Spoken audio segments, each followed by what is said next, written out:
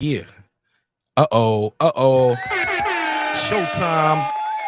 It's your time. How y'all feel? What's the deal? What's popping? What's happening? What's going on? You're back in the lab with your favorite neighbor, your man Mark Nash. He is I am he. Another great episode of Breaking Beats. How y'all feel? What's the deal? Make some noise for yourself, man. You already know. It's my hope, my wish, my prayer that this episode brings you guys positive energy, health, wealth, prosperity, all that good stuff. As you can see, the title, the topic of tonight, we're going to talk about the Hollywood emasculation agenda. Is it agenda? Is there an agenda? Do we need to put a case on it? Is it a conspiracy theory? Is this just all in our mind? Are people just chasing the bag and they're going to do what they want to? Marcus, no agenda. White folks do it too. Black folks do it. That's why I said it's an agenda for all, not just blacks, right? The center of this conversation centers around Jonathan Majors. Ironically, we was just talking about this gentleman on Saturday. He recently did a photo shoot in Ebony magazine, and these are probably some of the most tasteful ones right here. I think this is like he got some lace right here. Handcuffed with roses. Okay, I don't know what that means, but we're gonna talk all about it. And we got a good show planned for you guys. I'm not gonna run the 5-minute count. I'm gonna run the short intro, and I'm gonna go right into it. I got a special guest up here co-hosting this episode with me. You know her, you love her, and we're gonna get into that when we get back. So I got a survey in the chat. I need to put this on the community tab and on Twitter. So let me do that. At first. Matter of fact, I'm going to run the 5-minute intro, but I'm not going to stay 5 minutes. I promise. Actually, I ain't even going to do it. That'll get them down there. They'll be like, no, I don't want to see the 5-minute intro. Start fucking show. All right, so let me run the short intro, and we're going to get right into the smoke. I'm going to do the neighbors only roll call, and we're going to have a good conversation. Shout out to everybody who's here early. And I changed up the intro a little bit. The intros are about to look a little bit different. Same music. Just added some of my my celebrity friends, I guess you would call it, my boxing celebrity friends, and yeah, in the intro. So we spiced it up a little bit, changed a couple of the graphics and just a couple of things. But yeah, I hope you guys enjoyed. I'm excited about this conversation. I'm excited to hear what you guys think about it. With that said, let's run this intro. Short version. We're gonna run the short intro.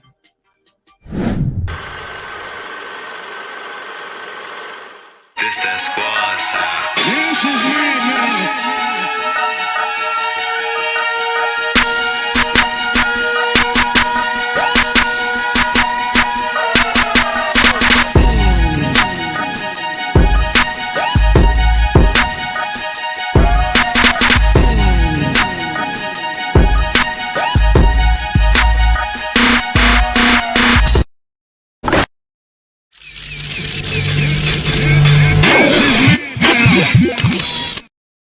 Yeah, man. What up, though? How y'all feel? What's the deal? All right, let me get into this neighbors only roll call, and we're gonna start the doggone show. We're gonna start it off proper, all right? Let's get into it. Let's take it from here. As you always know, man, we like to start the show off with a neighbors only roll call, because without the neighbors, aka the members to the channel, the show wouldn't be the show at this level, and the show is growing at an exponential rate. So I thank you, and I thank God for you. Let's run it like this. Miss Queen Sunkiss, what up, though? What up? Rockman. What up? Juan Davila, aka Poxy Magic. What up? Beyond the Ring with Nonito and Rachel Donaire. What up? Kansas City Mac. What up? That guy Eclipse 330. What up? True Media Today USA Boxing. That's my guy, Coach Malachi Williams. What up? Tar Heel Resin. What up? Puto. What up? Stephen Bateman. What up?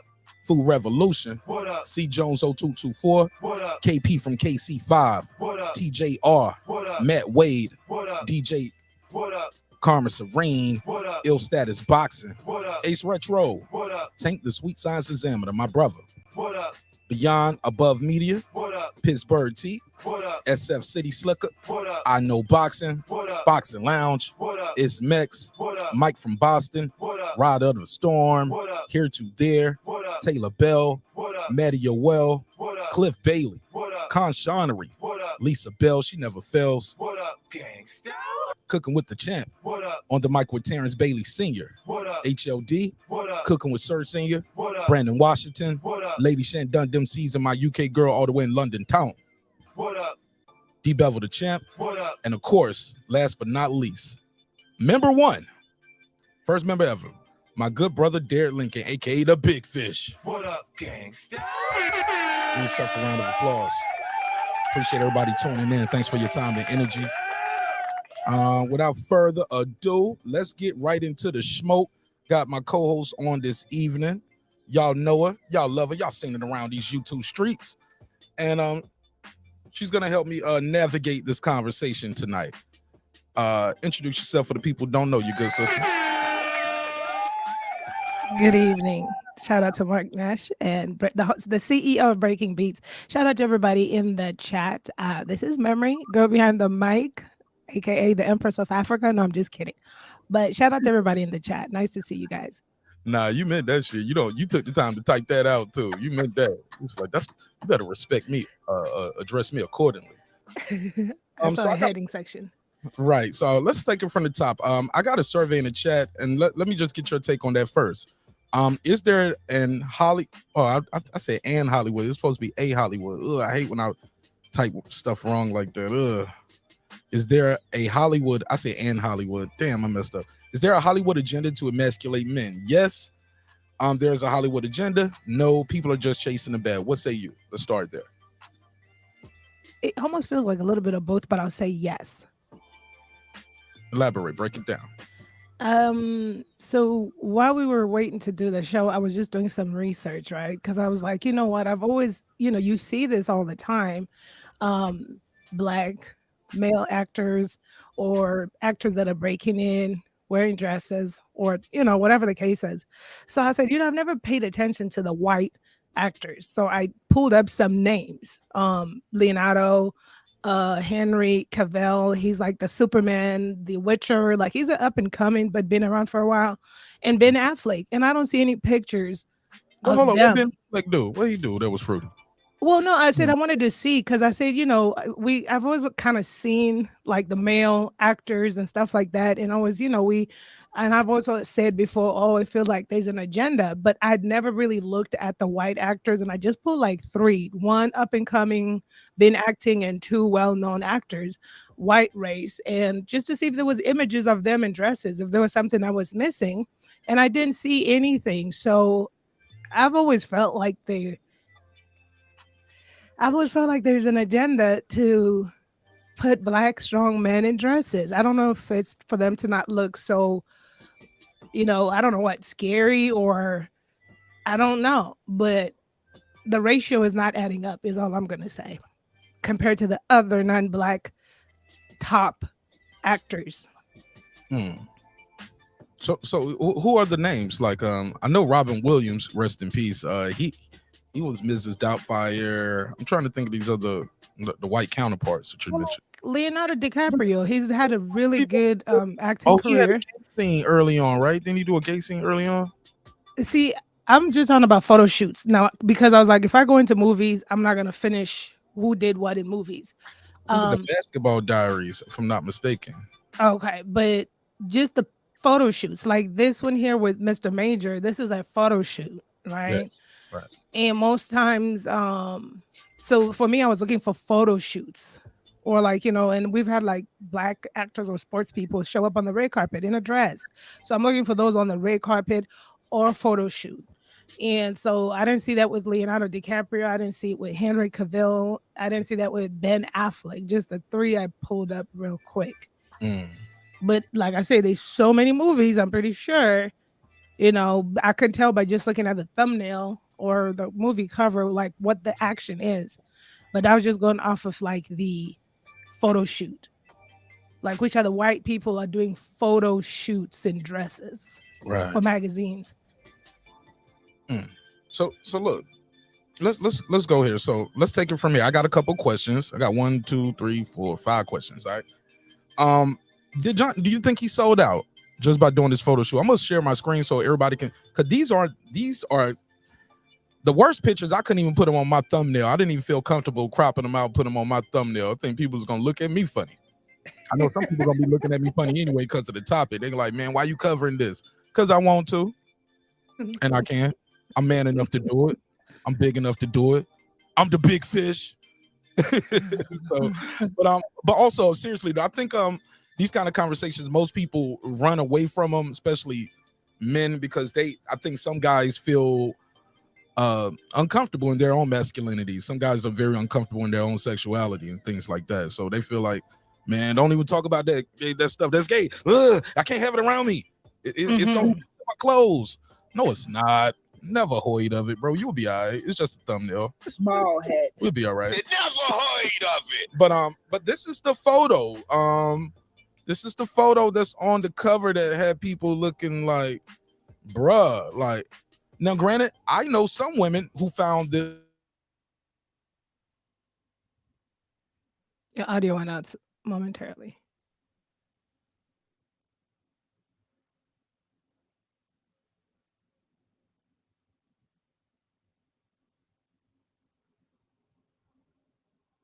Audio.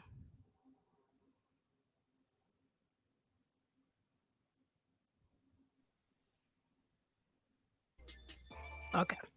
Can you hear me? I can hear you. Okay. I was like, look, that's the agenda right there. They don't want me to talk about this tonight. Hollywood trying to shut the show down. The Illuminati's after you. They trying to shut me down. Like, leave him alone, Martinez. Leave him alone. You just jealous because your body don't look like that. All right, whatever. All right, I'm on the Lizzo side of the game if that's what you want to go with. I'll have it. But look, seriously though, some women found this photo shoot very sexy. Some women said, nah, it looked kind of zesty. I've heard some women say, oh man, I want him to just do all kind of things to me. I've heard some women say, nah, I need a I can't. You know, he looks a little too moist for them. What's your take on it? Did you find the photo shoot very sexy? Did you find it zesty? So the one with them with the red roses and the red shirt right there with the biceps right there. Oh, he could come get it. No, I'm just kidding. He got on lace though. That's the lace shirt, ain't it? Okay. I don't know. Okay. Looks so good right there. Just like Magic Mike type shit. All right, go ahead. All right. You cool with that one. You cool with the Magic Mike side of the game. All right, let's get it. So shit off there. Go ahead. Lace is sexy. On men? Yeah. On him. On him.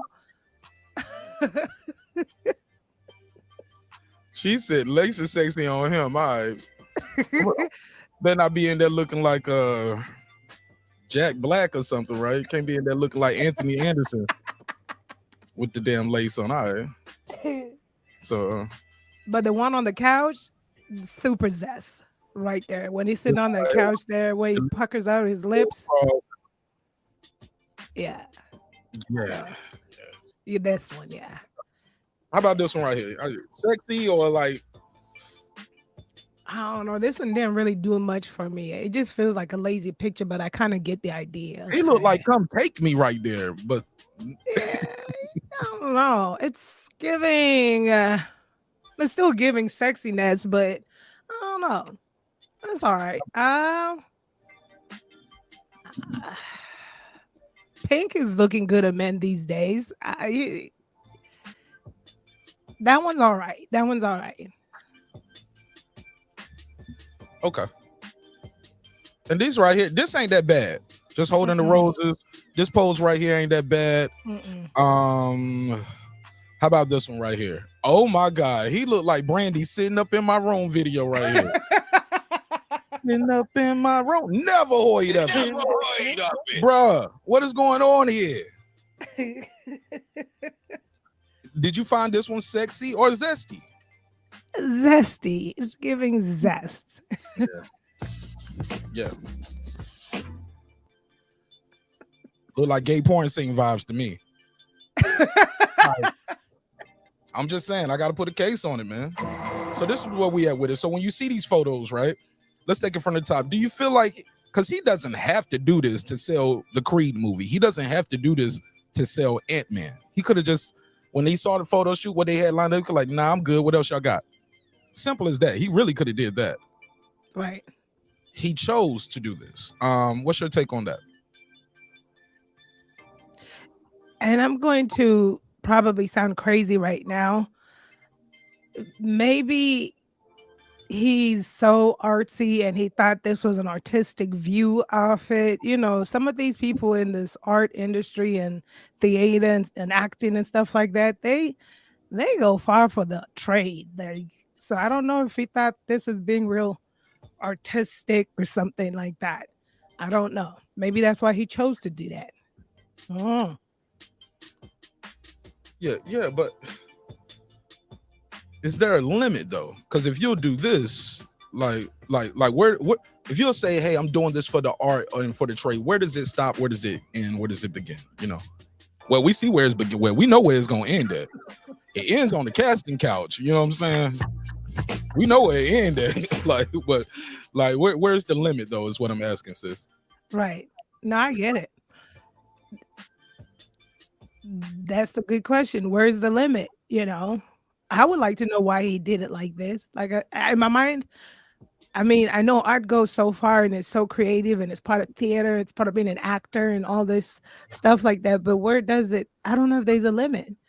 I don't know. All I know is he didn't care, obviously, because he did these poses like this, like knowing that a lot of people are gonna have stuff to say about some of these poses. But yeah, I like you said, I feel like he didn't have to. But then I really would like to know what brought it to this. Was it being artistic or what? It's kind of remind me of it's giving like Prince with the butt cutout outfits. I never really understood those. So yeah.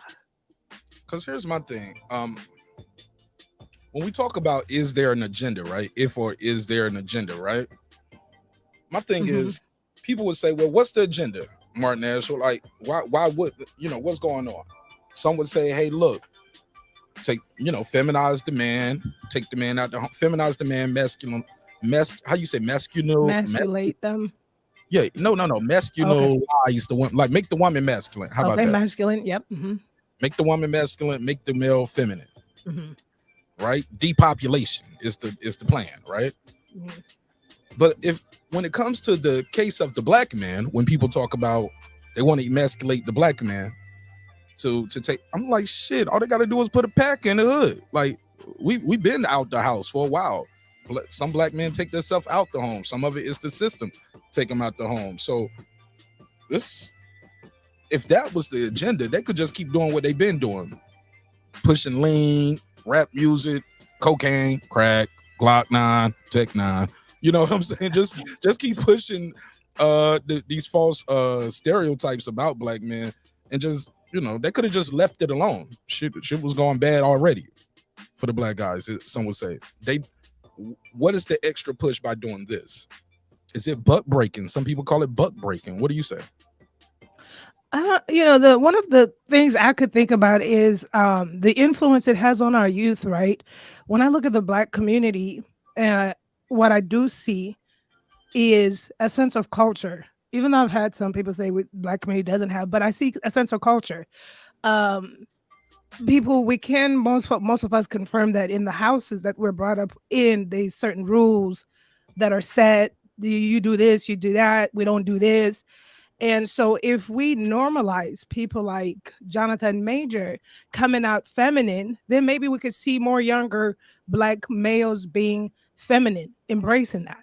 It's the only thing I could see, or think of the influence it will have on the youth to embrace that part.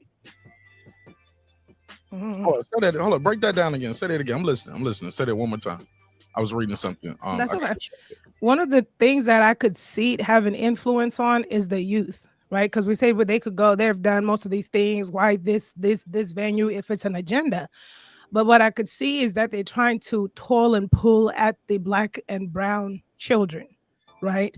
When we look at communities that openly embrace LGBTQ, you would see that most times, even though people understanding now, people understand, LGBTQ. So we know that the times have changed, but I feel like the black and some brown communities, let me speak for black communities, the black communities, not all, but it's still a hard thing to have been processed. I don't think the black community has 100% accepted the LGBTQ community. And I'm not saying if your family has, that's good. I'm not saying every Black person. I'm just saying as a layout. I have a friend who she came out as a lesbian some years ago, but she hasn't told her grandmother. She's Black, their family's Black, but she has not told her grandmother. It goes back to that thing again. And I'm saying not all Black people, but I'm saying that I think maybe in the Black community, because there's not such an open embrace of the LGBTQ. So if you put Jonathan Major, an up and coming good actor, in our faces and soften his image up, or maybe feminize his image, then maybe the younger Black boys can think, you know what, it's okay to embrace femininity. It's okay to, I don't know, whatever. That's all I'm seeing. I'm seeing an influence for the youth, probably, if anything, is what I'm seeing. So do you think he's contributing to the ongoing problem? I don't know if you can see the screen, but I got a graphic up here. You can see a lot of some of our legends, GOATs, Eddie Murphy, Martin Lawrence, Tyler Perry, Jamie Foxx. Like a lot of these guys, look, Wesley Snipes up there, Tu-Wan Fu. It goes back further than that. Flip Wilson. Like, because you don't have to do it. You can say no. You can say no, right? Right. And this is, I think, when you do this, people, and then you start having success, people will say, people don't just look at it in our community that, like, hey, you just put on a dress and it's role play, it's costumes, you're just playing around, it's being goofy, Some would say it pushes a stereotype of ugly Black women, like the Black woman looks like a man type shit, Big beefy bitch, you know what I'm saying? Like, beefy ass bitch. Like, you know what I'm saying? They just with a mustache, like it's just like, damn. Some would say that. What do you say to that? And that's where, an older past me would have stayed on the agenda, and Hollywood is out to get our man and all this other stuff. But now also thinking, I've been having a challenging thought with myself, like, okay, like when we look at the picture in front of us, right? Yes, they're actors just like Jonathan Major, but then would they consider it art as well? Would they say I was in character? Because we say they don't have to do this. So therefore, who are they doing it for? Is it that unsaid Hollywood handler thing? I'm now grappling with the fact, like, because I do feel like they don't have to. They don't have to put on costume. They don't have to do all of this. Or is it something I don't know, which goes to the agenda conspiratorial thought, where it's like, in order to make it in Hollywood, if you're Black, then, get a feminine character or a role and appease everybody. I'm not sure. Okay. But the fact that they don't have to is what's really interesting, All right, let me go to my first call. Jerry from Baltimore, talk to me. What up? What's up, Mark? What's on your mind, big dog? Hey, man. You know who Flip Wilson is? Yeah, that's what I just said his name. Right. You must have been calling when I called. Yeah, I just heard you say that. That's cool, man. I grew up, Flip Wilson. He was a funny guy. He has an interesting life story, too, if people don't know about him. It got to be interesting. He wore a dress back then. Shit. Yeah, well, that type of thing, man, has went on really since the beginning of any type of entertainment, it has, But what you're talking about here, the emasculating of men, absolutely. I don't know what it is. It's more with the liberal left. It's almost exclusive left thing, and they absolutely want to do it. I don't know, if you ever seen this commercial. They usually show it around Christmas. This little white boy sitting on the floor, and you see a Christmas tree in the background, and he's wearing some soft-looking like pajamas, and his sister gives him a pair of pink shoes, girly pink tennis shoes, and he looks at her and he says, "Thank you," in like the most feminine way imaginable, man. And at first glance, you look at something like that, you wouldn't think there would be an agenda behind it, but I don't know what it is, man. And me, I've never been one to bash gay folks. Never. Even when I was young. You know, gay people been around since the dawn of mankind. So is transsexuals.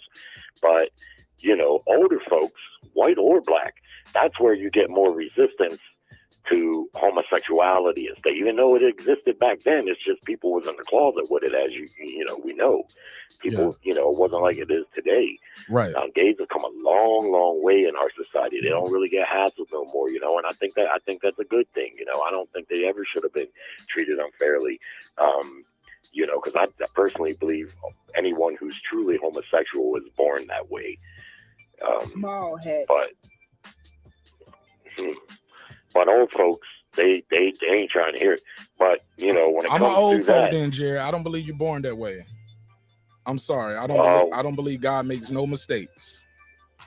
well, people are born without their eyesight, right? What would you call that? It's a deformity. Well, if you look up homosexuality, if you look up its scientific explanation, it's described as a birth defect. Yeah. Okay. And if you talk to any, but you know they changed that, right? they They changed that in the DS. What's it called? The DSM-5. It used to be called a mental disorder, but the groups lobbied and had Congress take it out of there. It used to be called a mental disorder at one point. So you got enough lobbyists, you got the right people, you can get your shit classified to something else. They was trying to. I heard this agenda to classify child, like people that like little boys and little girls. It's an agenda to get that taken out and saying, hey, that's not a crime. They have a mental problem, mental health disorder. If you like children, I would say I would agree with that. I believe it's a you got to think about your sexual makeup is not separated from your physical body. Now, basic biology suggests obviously that a male should desire a female and a female should desire a male. But when you get true homosexuality, it's like, ask yourself, do you think anyone's going to be able to talk you into giving another man head? All right, Jerry, that's your time on the call. That's your call right there, bro. I appreciate you calling in. Hold on a second. Tell me if they're gonna talk you into it, Jerry. Leave me out of it. Okay, all right. Well, use I'm yourself just trying as to. Simple. Okay, well, I just choose a third party. You know, I'm just saying that's not a club you get talked into joining. In my opinion, if a man is a true heterosexual, you're not going to talk him into homosexual activity. I don't care if his friends are into it or whatever. He's not going to do that. Now with women, I don't know, man. It seems like it's a little bit different with women. I don't know, but all the gay people that I know, and I got gays in my family, and all the gay people I've ever known, my whole. The way you said I got gays. Sir, have you ever heard of men being turned out in jail? Well, but see, to me, they're already gay. I don't think they but me as a heterosexual man, you're not talking me into doing that. I don't care what you say. Now, some people are gay and they always been gay. You know what I mean? All the people that I've ever known that have been gay in my lifetime, every last one of them told me they knew they were gay from a very, very, as soon as they discovered their own erogenous zones, they knew that they didn't desire the opposite sex the way nature intends. Okay, so and my aunt, she's a Bible thumping Christian, and she says to me just what Mark says: God don't make mistakes. But then I point out to her, people are born without their arms, their limbs. They're born with all types of mental disorders. Your sex and your sex preference is part of your biology. It's not something separate from your physical body. It's all in the same chemistry, and it can be defective. But Jerry, when you're born and you're a child, you don't know what sex is. You don't even know. Well, So I think that is learned behavior. Sometimes also, I know some people ain't gonna like me saying this. I might get canceled, but I think sometimes people are abused very early on, and the brain is so powerful they might black out that abuse. But I think sometimes it's some abuse there when you're a child and you're talking about I want to be with girls. I mean, a girl saying she want to be with girls or a boy saying she want to be with boys. Most people, if you're being honest, and you have a real honest conversation with them, you can listen to their story and find out when they got introduced to sex and fit sex. And it's usually they introduced to sex very early, or with some kind of something nefarious that went on very early on, or it could have been with a cousin. Like it don't have to be an uncle. I hate when they always put it on the uncles, right? Why it got to be the uncle? Could have been an auntie, but they always say the uncle, right? But it could have been a little cousin that did something with them, another child at school. But I think if you do some research on it, a lot of times those people have some trauma that possibly had there, but also the brain could suppress it and they might not remember it. But go ahead, Jerry. But a lot of times they won't have any trauma, and still, if your carnal instinct is to be what nature intended, that trauma probably, at least in my estimation, it wouldn't override the carnal instinct. You're still going to desire a woman. For a man to desire another man sexually is biologically wrong. It's not just wrong on a moral level to some. It's not what nature intends, and that's a strong carnal urge. So for that to be denied, to me, and like I say, a lot of it is testimony, from people that I know that are homosexual. And I got a cousin. He ain't little no more. He's about 25, 26 years old. When he was coming up, man, he acted feminine. And he was coming out. He said he was coming up and coming out. They bought him more Tonka trucks than a motherfucker, man. They was buying this kid all kinds of Tonka trucks and army men and shit, because me and his uncle and like got men in the family, we could see it. And the mom could see it too, but she was in denial about it. But they was trying to man him up and stuff. And sure enough, man, by the time he was 18, he was openly homosexual. Now, when he was little, did he know about sex? No, he did not know about sex. But you could just see the deformalities were there. You could see something went wrong in the molecular structure in his sexual DNA. And that's what people, I think, overlook. They think because we all learn about sex that it's not part of our biological and molecular body. It's already built in, you see. So it can be defective, and oftentimes, it is just like any other brain abnormality. And that's how science defined it for years. Now, some special interest groups lobbied against that because they didn't like it being called a birth defect. That's another story to escape around what it truly is, because people won't use the term birth defect anymore, because even people are so sensitive nowadays, they can't call shit what it is. But in the end, I'm glad gay folks don't get treated the way they used to. But right, because you want to be able to walk down the street in peace, Jerry. I know. It's all good. Yeah. But I don't know. Also, I don't want them in my face with stuff neither. You know what I mean? Well, nah, they're going to be in your face now. It's going to be on your TV.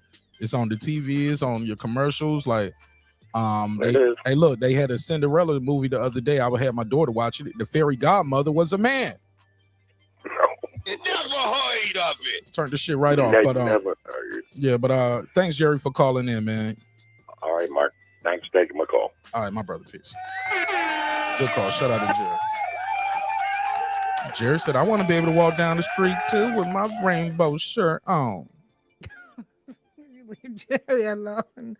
Jerry said, I just want to be free to wear my pink and pose with my book. What is this book you reading? Let me see if it. I don't know. I was trying to read the. What did it say? It say that says Nenda.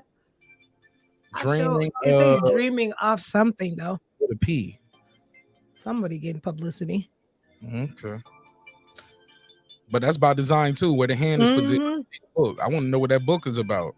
You know what I'm saying? What's that? How you say that name? Randa?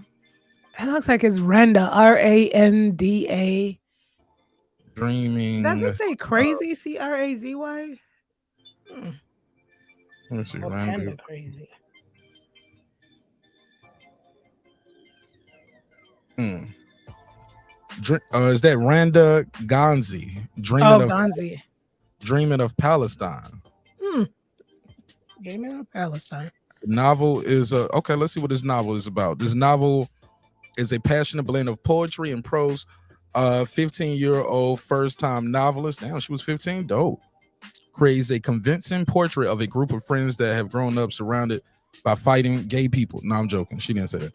I'm surrounded by fighting and no world other than their own to the wrong with eloquence and the Middle East. Oh, okay, it's about life in the Middle East, the horrors of living and war, experiences life-threatening friendship, growing up, falling in love, dreams of the future. Okay, that falling in love might be the gay part. All right, whatever. All right. Let's get back to it. Shout out to Jerry for calling in. Phone lines are open if you want to call in and voice your opinion. 404-692-1766. 404-692-1766. Call in and voice your opinion. He said, free country USA, even if you don't agree. I know that's right. Yeah. But here's the thing, though, Memory. I think I was talking to somebody the other day, and I won't say their name because I know they watched the show, but it's their story. Yeah, right. They watched the show, so I won't say their name. But they was talking to me about putting their child in private school because the child is doing sex ed right now. I think the child is like 8 or 9. And they was talking about the kid is doing sex ed, and at some point doing sex education, they're talking about anal. Now, I ain't the smartest person in the world, but when I did sex education, it wasn't just about talking about sex for pleasure. It was talking to us about STDs and reproduction. Mm-hmm. So it won't no anal talk. It won't no blowjob talk. I would have been interested. It was no cunnilingus that's been going on. I didn't even know what that word meant till I was about 30. I was like, damn. So what do you think it's a limit? It's too early. When is it too early to talk to kids about sex, sex education and things like that? What say you? I think 13. To be honest, 13 I think sounds like a good enough age for them to, if they ain't doing nothing already by then. But 13, I think will be a good enough age to absorb the information and to, have the information. 8 seems just a little bit too early, but I could be wrong. It's early. No, it's early. Because 8? look, I mean, because you want to teach kids to know about their body and know, hey, if somebody other than nobody should be touching you here. You want the kids to understand their body, right? Like nobody should touch you here other than the doctor or mommy or dad or something like that. And even then, if you feel uncomfortable, you should let somebody know. But to be teaching 8 and 9-year-olds about anal, like small hats, I never heard of that. You never heard of it. I mean, how you set that curriculum up? Somebody was at the head of that curriculum, but it's too early. I think 8 and 9 is too early. It's scary. I wouldn't want my 8 or 9-year-old learning about anything sex, but not even the complexities of it as well that comes around it, such as anal and stuff like that. Right. Yeah, it was weird for me to hear that. I found it unsettling. And the person was like, yeah, we trying to put our baby in private school. I mean, homeschool, because this is too much. Why are successful blacks considered sellouts, but their white contemporaries are not? Because none of these men that we had on the screen right here were the first ones to wear the dress, but it seems like their community spoke out against it more than their white counterparts. What say you?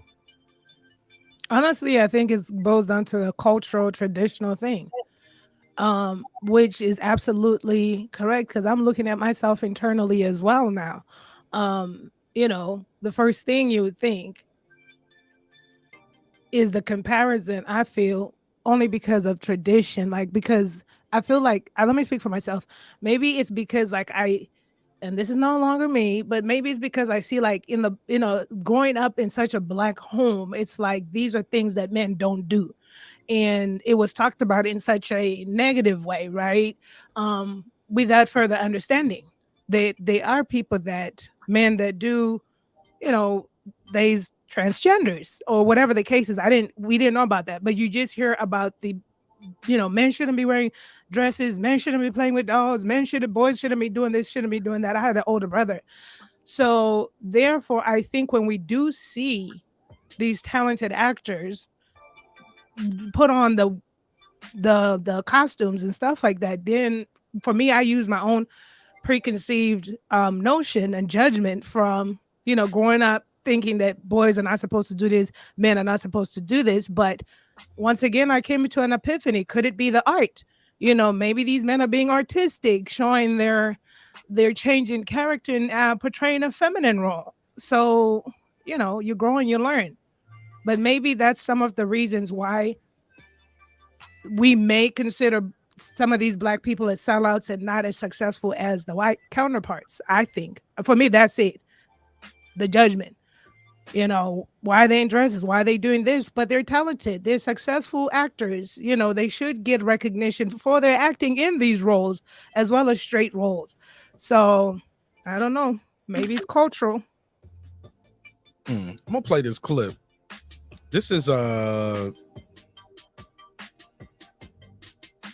me see. This is Tiny Lester. You know, he played Debo in the movie, and he talks about not doing your damn gay role. I'm the most. He's like, get you another black man to do it. I'm a God-fearing man. Like, that's not of God. Let me play this clip, and let me see. And we'll come back with some commentary. And I have another clip. Actually, I got 3 lined up, and we can discuss those as well. Here you go. Tommy Lester. Don't wear no dress. All right, here we go. I'm the most feared man in Hollywood. They don't like me in Hollywood. Why do they not like you? I don't wear dresses. I don't do that gay stuff on TV. You had to get some other. Can you hear him? Let me see if I can turn it up. Yeah. Son. Can you hear him? Yep. He said, I'm one of the most feared men in Hollywood. They was like, why are you so feared? He said, I don't do dress. I don't do that gay stuff. You got to get you some other black men to do that. Why do they not like you? I don't wear dresses. I don't do that gay stuff on TV. You had to get some other black person to do that stuff.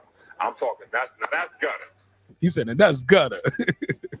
But they all confess they love the Lord. But you cannot compromise yourself if you love the Lord. He don't got turned up now. He got himself turned up, didn't he? It's almost like he's back in that boardroom wherever they offered him at with that manager and that agent, and he turned it up again. Let's go.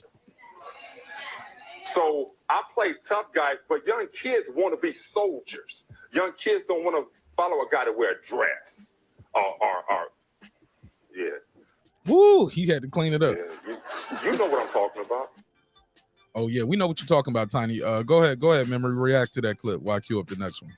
Yeah, that's pretty. I'm glad he said that because it kind of also settles some of my concerns, which I felt like the agenda would be for the youth and to bring in and to make it normal, to normalize a softer version of a male and so forth. And him saying that he didn't have to just also opens my eyes to understanding that these people do have choices, but it's which choice they pick, whether they want to consider it the art or not. And I guess that becomes a moral compass thing on what they want to do. Because he sounded like he was a little bit religious, you know, when he's talking about God. So, yeah.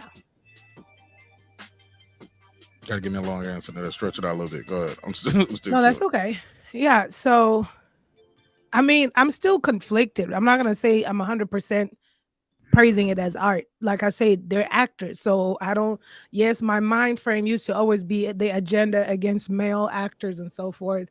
But I just have been split. Like, could it be the art as well as the fact that their handlers are telling them to appear like this, to get more roles, to do this, to do that? Is there a secret code to surviving this thing? Which means that somebody, you know, had mentioned breakbacking. Is that, I mean, is that what we're doing? Breakbacking, butt breaking, buck breaking. That girl said, excuse me, I'm thinking about my back. Yeah, you trying to get? I'm thinking about my back and Jonathan Major, but Yo, What do you mean by that? Your Back is broken. What, a vertebrae or torture? Spinal. She said she's trying to get her back broken. All right, go ahead. You mad at your shit? Bust down, Tatiana. Oh man, that's what I'm in. What is it? Lovecraft Country or something? I don't know. But that was the first time I was. I always skip over it. Like, my wife used to watch that. She told me it was good. I always skip right over it. Really? Oh my god, it was so good. I had seen him before, but that show, I was like, yo, who this? It was a good show. It was a good show. It was a really good show. Y'all girls just as bad as men. Y'all are We are. sacrifice face for a good body, just like men. We be like, shit, a body though. Nigga, look at the body. Y'all know if that nigga did not have that body or that money or that bag, yeah, that nigga would be right there at Walmart. That big ass nose looking at your ass funny and it's creepy ass. You be like, look at this gay ass nigga at Walmart following me around with his red lace shirt on, nigga. You ain't even got no line up. Look at your face. Look at your hair. Yeah, y'all be talking all kind of shit. That nigga got that damn bag. But I get it. All right, let's get this clip go. Let's get this clip. This is Michael Jai White, played Spawn, played a young Mike Tyson. He's been in a lot of movies. Tyler Perry, Why Did I Get Married? He's gonna talk about on turning down roles that was wearing a dress. And he was like, I won't sell out for money. Let's hear it. Rather than you do take. Mm-hmm. What were some of the key roles you turned down? Oh my boy, I'm good at like just deleting a lot of the. So have you had, because some of the, like Lord Jamar from and this is courtesy of DJ Vlad TV. If you want to check it out, brand new being a regular guest on the show, and he has a theory that male black actors will never break out unless they wear a dress and dress like a woman, and he used certain comparisons and so forth. Were you ever asked? And look, my man, hey, Vlad laughing. My boy Michael Jai White didn't crack a smile at all. Like, shit, nigga. He ain't got no smile on his face yet. Let's see if he gonna crack a smile. Ever had a role where you were gonna dress like a woman in that role? Had you accepted it? No, it was a part of a comedy. They tried to get this nigga to do Big Mama House too. Never worried of it. He was like, nah, I can't do that one. He was like, be Medea's sister in part 2. He was like, nah, I ain't gonna do that one either. Let's hear what he said though. Let's go. Dress like a woman in that role. Had you accepted it? No, it was a part of a comedy. I was doing That's how they always get you too, girl behind the mic. They tell you it's just a comedy. It's just jokes. Put the wig on. Put the dress on. Man, for you know it, they don't put fake boobs, makeup, high heels. You gotta pretend like you gotta kiss the guy. Well, you ain't gonna really kiss him. You're just gonna be so close. It's gonna look like you kissed him from the back, or from the front, but from the side. But it's not gonna. Yeah. You're not really kissing him, and it's just comedy. That's how they get you with it. Let's hear some more of this. A sitcom, and it was just a quick suggestion. I'm like, I'm not doing that. And okay, cool. It was not no conspiratorial type of thing like that. Okay. No, I've never been. I've been asked to do. I don't have that kind of ego of that. I feel like I can do any kind of role too. I mean, I remember after Spawn, I was approached to do. These producers approached me to do the Marvin Gaye story. I'm like, Marvin that's Gaye. Nice. No, I can't do that. I can't be some buff ass Marvin Gaye. Yeah, you're kind of stalking. Yeah, come on. No, it's like I don't have the ego that you say. Yeah, I'm gonna go from Tyson to damn Marvin. Come on. I'm gonna lose 100 pounds. But but no, nobody's tried to get me that wear a dress. And I'm sorry, I can't go along with you don't make it until you wear a dress. People don't mind if you do. They don't mind if you. That's not me. That's not. Yeah. My career is an experiment on, my heroes were never actors.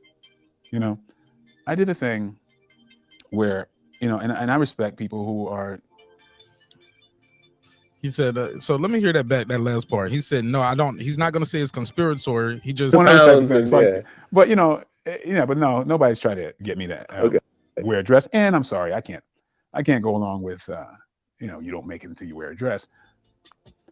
People, I did a thing where, and I respect people who are men, who are women or men who have a certain integrity. I'm not going to sell that for nothing. I don't worship actors. I don't care how rich somebody is. You could be a rich asshole. You're still an asshole. Preach. And the right memory. He ain't lying though, is he?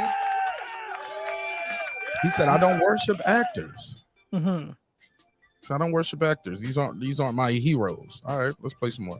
And I don't fear anybody. Nobody. I don't care if you're a billionaire. It doesn't mean anything to me. Like, you can get it. You know what I mean? Really. And I don't think I'll really come. I don't think people will try to test me on those type of things. Cause you diesel as hell and you a kung fu master, like in real life. Like ain't nobody about to try Michael Jai White with that. But so he said no, but we're gonna play this clip of Nick Cannon. He's gonna discuss it as well. I'm going to continue to. I mean, I have a fan base that believes in me, and you know So it's not about selling out. It's about his image. It sounds like his fan base. He said. Mm-hmm. My fan base believes in me. Basically, I might gain a lot of money, but this gonna be my last big bag because the people who love me the most that got me here won't rock with me no more. Is that what you gather from that too, or am I picking up? That's what I got too. No. All right. Go ahead. Go ahead. I think he just feels like his fan base is not or don't want to make that transition because they knew him as he is. So yeah, I could see that. All right, let's play the next clip. And building a business that is going to be supporting that fan base. Yep. And that's really the way I'm focused. And I'm going to be honest. My honesty and integrity is priceless. That's what it's connected to all the things that I cherish in my world, in my friendships, and in my family. Those are the people that I'm in it for. Like, there's nobody with a role. There's a lot of roles that.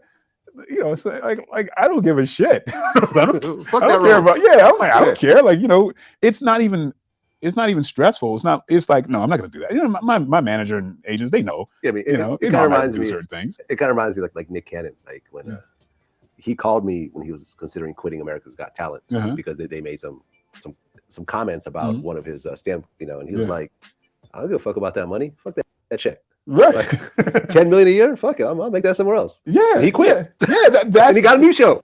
Word was that you walked away from a $10 million a year. Yeah, I mean, like, it was it was big. It was up there, like, because obviously it was for multiple years, Yeah. so it was even more than that at the end of the day. You know what I mean? Like, but it's like whether it was 20, 30, whatever. It's like I was signed up to be on America's Got Talent for a very long time, and because I had been on it for 8 years already, I was the highest paid host on NBC, and it's like. Me and Ryan are the only ones that got to that level of being paid, crazy money to host. But I was like, fuck that money. Like I believe in myself. I'm bigger than this job. So you can have that. I'll make that money and more next year. Exactly. That's it's that simple. You got a fan base, you got followers. Be you, do you. You know what I mean? Like, man, just like I can't imagine walking around with the angst of selling myself or something or feeling like I can't look at myself in the mirror. That's priceless, man. Yeah. So like it's a simple thing. It's not even it's not anything to toil over. Yeah. It's like no, I'm good. That's not me. Right. Next. Yeah, there it is. It's that simple. And memory, that's what you and I was talking about. They don't have to do this. They choose to do this. Champion Heart, what up? Right. Yeah, that's what I'm saying. Like that's why I wanted to play that clip for when Nick Cannon came on and he was talking about that as well. So talking about choices, right?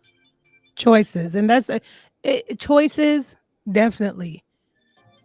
And that's the thing. It's like not that they're not determined to go far, but I never really heard Michael Jai White talk as a regular person, but it seems like he's a humble person that's not enamored by all of the bells and whistles of Hollywood. So it makes sense to me why he wouldn't put on a dress and just do him, be satisfied with what he has. Because then does it go to the part of some people that really want to go up there and make it? I'm not saying Michael Jai White didn't want to make it, but I think he's not driven by what maybe other people are driven by. Which whatever it is, the ultimate success of Hollywood, I'm not sure. But when I did look at their net worths, Kevin Hart, Eddie Murphy, Jamie Foxx, and Martin, they're multi-millionaires, right? Up there with their net worths. And Michael J. Hart's net worth is reported at $5 million. So is it that part where putting on the dress, you as an individual are trying to break all the boundaries of your career, I guess, and getting, I don't know, whatever it is, for more money, selling yourself for more money. Like he just said was a perfect example. Like, I don't have to sell myself, Is it that? Is it a humiliation ritual? Is if you started over here, but we want to see how much you would sacrifice of yourself, including your dignity. I don't know. But what's his name? Nick Cannon talking all that smack when he was the first one to go apologize when he said what he said about black people being Jewish or whatnot. I'm like, boy, you want to apologize because you knew that show was going to get yanked off the air if he did not apologize. But they did yank it off the air, and they took everything from him. But then he filed like $1 billion lawsuit against Viacom, some shit like that. All I know is he got it back and he apologized. They dropped it. They gave him back his shit. He was like, "Yo, y'all can't fire me for some shit that I created and I own. Y'all can drop the show, y'all can take the show off, but y'all can't have the show without me." And y'all just X me out like that. Let me see who's calling. 305. What's your name? Where you from, family? What's up, Mark? It's Pittsburgh T, man. Appreciate you, man. What up, Playboy? Talk to me. Hey, man. As far as this topic is concerned, man, I think like certain people got certain morals, and we too much of a capitalist society where people excuse away everything for money, based off of money, and they'll excuse away anything, things that we didn't want or we didn't grow up with, things that we were taught not to do. If people get paid, they will do it. And I bring all that up to say that the problem isn't like most people don't have a problem with gay people. They don't have a problem with the LGBTQ, who even saying that right. They have a problem with men who aren't even gay who are putting on these dresses to promote that just to get money. And then they go back in the community and that's not even something they represent. That is a problem because that's not even what you stand for. So what do you really stand for? And like you guys are saying, it's more so of choice than anything.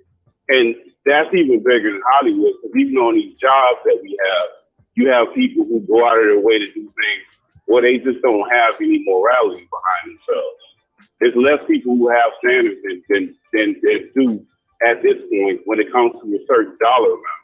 But there's more men walking around that they don't have a price tag on their genitalia than ones that do. Like there's no price you can pay for me to tuck my stuff up under me. I don't have a dollar amount. And there's a lot of us that don't have dollar amounts, but we gonna tuck our stuff up under. I don't give a fuck what you pay. And it's a lot of us that feel like that. And that's just what it is because we are pillars in our communities. We have families. We have a lot of people looking at us and we try to represent who we want, not even our family, but our generation of kids up under us to be. And that is always a choice. So I think it's more so a choice than the agenda. Of course, yeah, obviously they want us to look a certain way, but somebody can want you to do whatever they want you to do. It's up to you to make that decision that you're going to participate into that stuff. Okay. Memory, reply to that. Yeah, can you hear me, Mark? You breaking up? You breaking up on your end? Yeah, am I clear? Yeah, we can hear you. I can hear you. Yeah, I definitely agree with that. Okay. It definitely is an individual moral integrity, moral compass integrity thing, because just listening to Michael J. White made me further understand, that there are options. You don't have to do it, but because Michael J. White is not chasing whatever the ultimate Hollywood experience looks like, and he's fine with where he's at and confident with where he's at, and he's not in that, all that stuff doesn't matter to him. So he's going to take what belongs to him and still hold his moral values. And it's kind of interesting because I think you can find small examples of that in our day-to-day lives, day-to-day jobs. There are people that will do what they need to do to get to the top. Some people do things, you know what I'm saying? And some people would rather pass over those types of positions and not jeopardize their morals and integrity. So, but I mean, what's the top look like to a person too? That's the other question. Say that again. Like what's the top look like to you? Oh yeah, like what's the jump for a person? Yeah, because everybody has their own interpretations of success, and I think at their highest, even at like I was talking, I think it was the Boston scholar. He was talking about, Mark, at your highest aspiration of YouTube, you would probably be, and whatever he said, I can't even remember. I was like, hell nah. He was like, for real? I said, man, I dream bigger than that. I said, I'm gonna own a whole network. You know what I'm saying? I want to have my own network type shit, bro. I'm not just want to be up here talking to y'all every night. I mean, I love talking to y'all. It's cool, but at my highest aspiration, oh nah, man, I'm on a whole nother level, man. I still have my main show. But yeah, but I'll be so focused on making and producing other content for other people, you know, and helping them with the graphics, the title, who's gonna host this, you know, teaching them about how to facilitate, like my boy Megazar would say. Mark, you the best facilitator. Shit, it's managing personalities, knowing triggers for certain people, and knowing when to, hey, let me get in here. It's not went too far. I need to step in a little bit quicker sometimes. But I'm learning on the job. So, but like you said, Pittsburgh T, when it comes to success and what the top look like, it looks different from everybody else. So you're 1,000,000,000% right on that. But shit, click the link. I just dropped the link out there. Open the conversation up for this last hour, man. So join the conversation. All right, appreciate it. All right, yeah. Click the link for real, man. I rock with Pittsburgh T. This is my guy. Pittsburgh T, but he got a 305 area code. Somebody faking. Nah. Small hat. Nah, I'm joking, but that's why I always ask people where they from, because you can have an area code say 305, but shoot, I'm from Pittsburgh, homie. I just trap out of Florida. Shout out to our new member, Ben Adams. What up? And I'm a troll. Let me get the run button. Shout out to Ben Adams. Ben Adams, you right on time, because I might go to members only on the rest of this episode too. I was thinking about doing that. So only members and mods are gonna be able to see it. Go ahead. My boy Megazar is in the building. What's popping with you? What's going on, brother? For all the new people who don't know, Megazar is the voice of Small hats. No, this brand. Megazar is the. You never heard of it. That is him. What's good, bro? Yeah, it's crazy how that thing took a life of its own, bro. I would not let it go. I don't put that shit on t-shirts, man. I had Nonito Donaire saying it. Franchon Cruz don't said it on the show. Christine in the ring, man. Fuck around. I'll say it in the conversation, hit the drop, and while we talking, for you know what, they'll say it to me. Never heard of it. I was never like, heard of it. God, You never heard of it. There we go. That need to be a segment. I need to have a whole segment called the Never Heard of It segment, where I just give y'all some useless information that y'all probably never heard of. Yeah, shout out to girl behind the mic. Shout out sis. Shout out to everybody in the chat. Shout out. I like Jonathan Majors, man. Everything he's ever done film wise, he's been a man in it.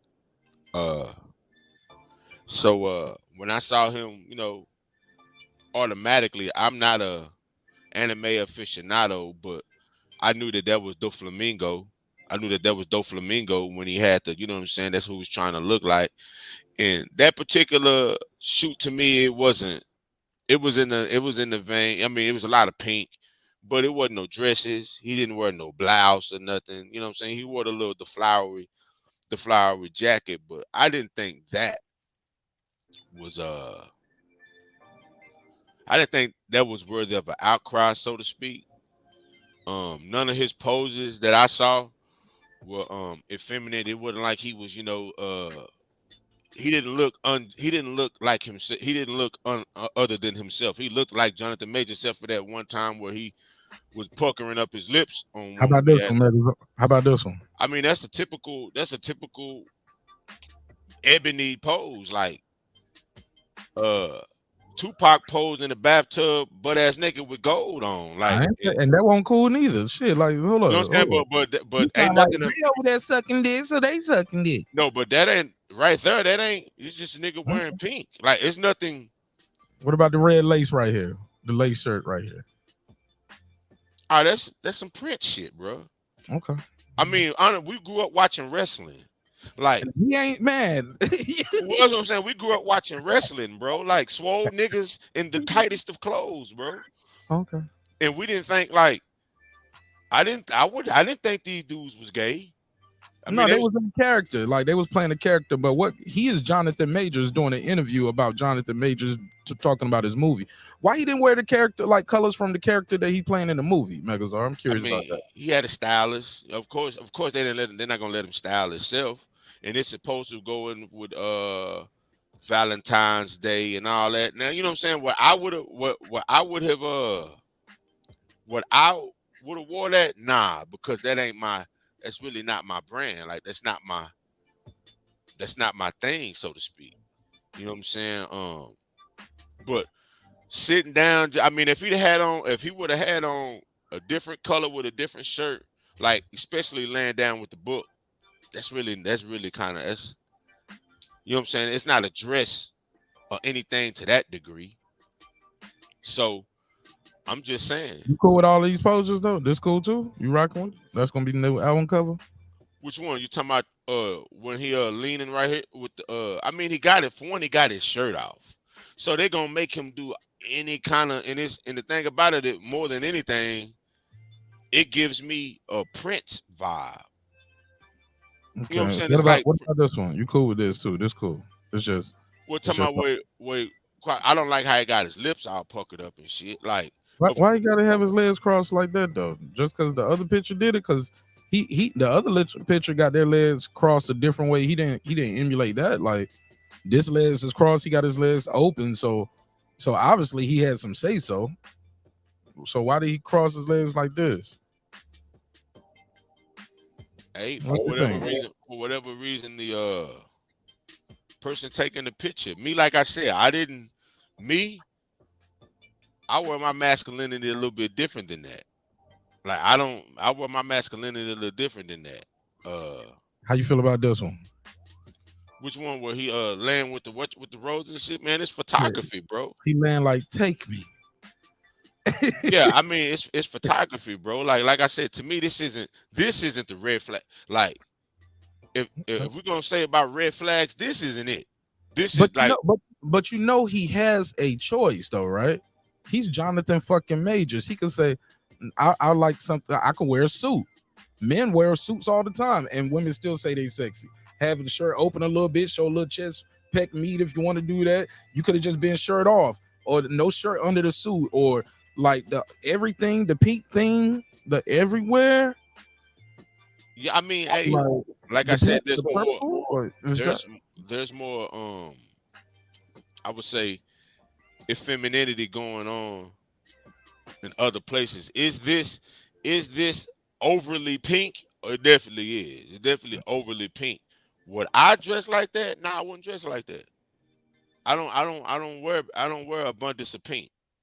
You know what I'm saying? That ain't my steez. I wouldn't sit with my legs crossed like that, like baby boom type of shit. That's what it looked like. He said baby boom, then cross his legs. Like that ain't my posture. Okay. You know what I'm saying? But every time I've seen him, he's been a man and everything. I like him. Is this necessarily ideal for Jonathan Majors? No, it's not. Hell no, it's not. But it's not a red. But my thing is Majors contributing to an ongoing problem of emasculation of black men in pop culture? What do you say to that? If someone said that, I wouldn't disagree with him. I wouldn't necessarily disagree with him. I'm asking you, sir. What do you think? Is he contributing to an ongoing problem with this photo shoot right here in Ebony magazine? He could have did something else. You know that's technically a black magazine. So we get our black superhero guy up there looking like this. Like we couldn't do better? No. I mean, could he have represented better? Of course he could have.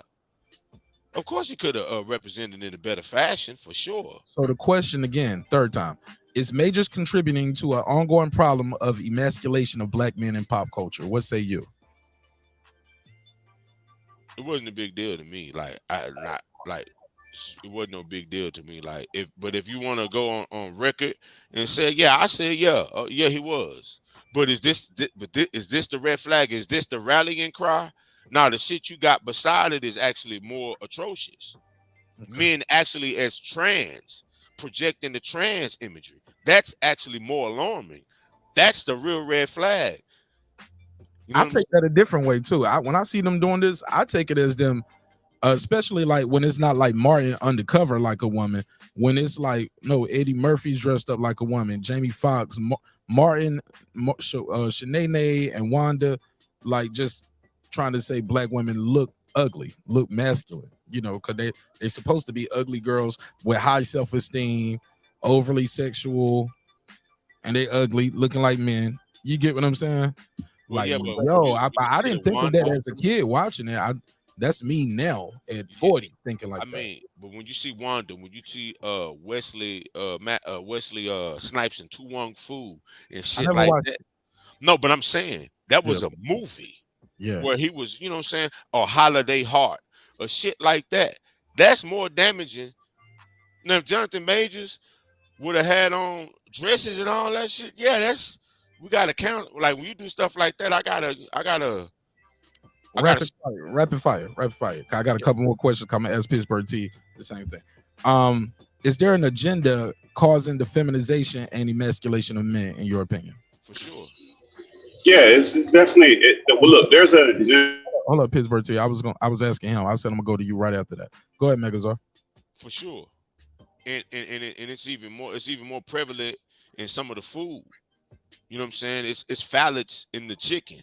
And depending on what zip code you're in, if it's a lower income area, there's certain things that they put in food to promote that. It's certain chicken that has a higher estrogen count. Like it's like that could be scientifically proven. So it's more than just the actual culture. It's more than just the actual Hollywood culture. It's what you're eating. It's what they're trying to create the social climate to be. So yeah, for sure. All right, let's go to Pittsburgh T. What up, bro? Welcome back.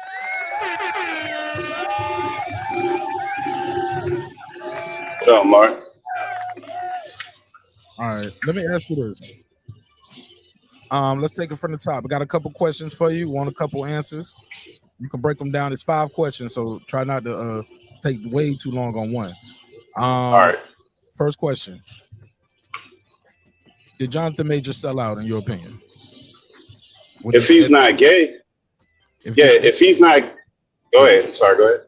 In this Ebony photo shoot, not saying, yeah, go ahead. If he's not gay, absolutely. If he's not gay, why is he promoting this? What's the point? If you're not gay, you're not a gay man, then why promote this? Because this is not even representing the essence of what you are or what you want your kids to be. So why are you promoting this? This is actually, that would be a sellout because you did something you normally don't do for money. That's in essence what selling out would be. Deep. I like that. Is Majors contributing to the ongoing problem of emasculation of black men in pop culture? What say you? Absolutely. Even more so if he's not gay. Now, if he come out and say he's gay, then cool. No problem. That's what we have no problem with what you expressing who you are. But if this is not who you are, absolutely.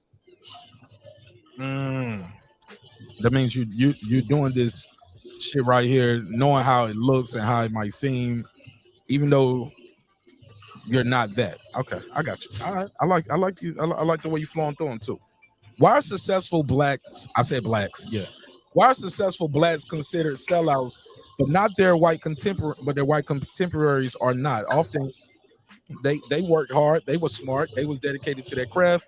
You nigga, you sold out. You part of the Illuminati. Is devil worship. Yeah. What happened? What's up with that? I think it's, to me, like we look for people who have means in our communities a lot more than others because there's so few of them. So like by automatic, you automatically have a certain kind of burden. Now, you can assume that this person would have some kind of morality. Money doesn't make you have morality. So we assume because such person has money, that's what we assume. And a lot of times we're sadly mistaken to the ones that are really pushed up to the front. But there's a lot of people who do their thing in the quiet and they represent. You don't really hear a lot about it. So I think it kind of go both ways with that. There's plenty of people who do the wrong thing, but it's equally amount of people that you don't hear anything about that do the right thing. Last question. Is there an agenda causing the feminization and emasculation of men as a whole, not just black men? I think it's even so more in black men, and I'll give you a prime example that'll kind of wrap this in a tight bow. if you look at the military movies that we had, even from when we was kids up until now, you just recently start seeing black men in military movies. Like you could go an entire motion picture where they spent millions of dollars on this film, and you won't even see a damn black cook in a fucking movie in the military. When anybody who's in the military knows plenty of black people. So yeah, when we got Bubba in Forrest Gump, gave us a big lip nigga that couldn't talk. Yeah, see what I mean? See what I mean? That nigga had see what I mean? All night. I'm like, yo, I didn't even think about it until you said it, Pittsburgh T. Bubba was looking like blackface type shit. See what I mean? See what I mean? Dumb, like Forrest. He was slow. He was like, Bubba, you dead? And no, he was like, Forrest, am I dead? He was like, nah, yeah. See what I mean? See what I mean? Shit, this nigga third out. All right, so that's deep. That was hilarious. I didn't even think of that. I think it was a big deal when Spike Lee just did that Vietnam movie, I believe. With the brothers like going back to Vietnam to get some gold they left over there, and that shit was a movie, man.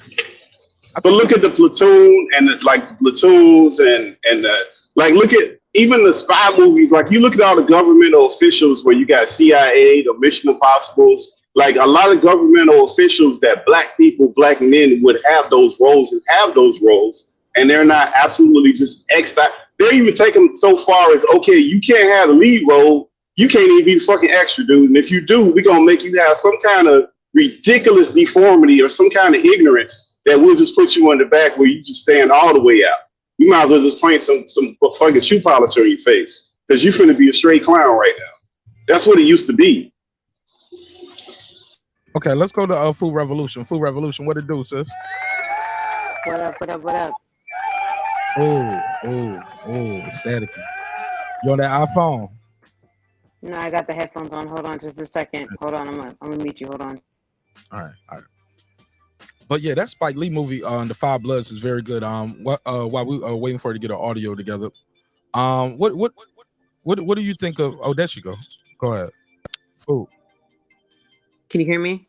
Perfect. You sound like you standing right here beside me. Got a God couple. Damn it! I just got a brand new fucking iPhone, and I thought that I could use the headphones, but I guess not.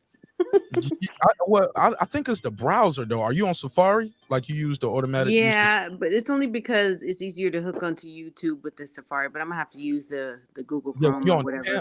On the panel though, StreamYard for some reason doesn't like the Safari browser. They're just not good friends. So I can always tell when somebody got an iPhone.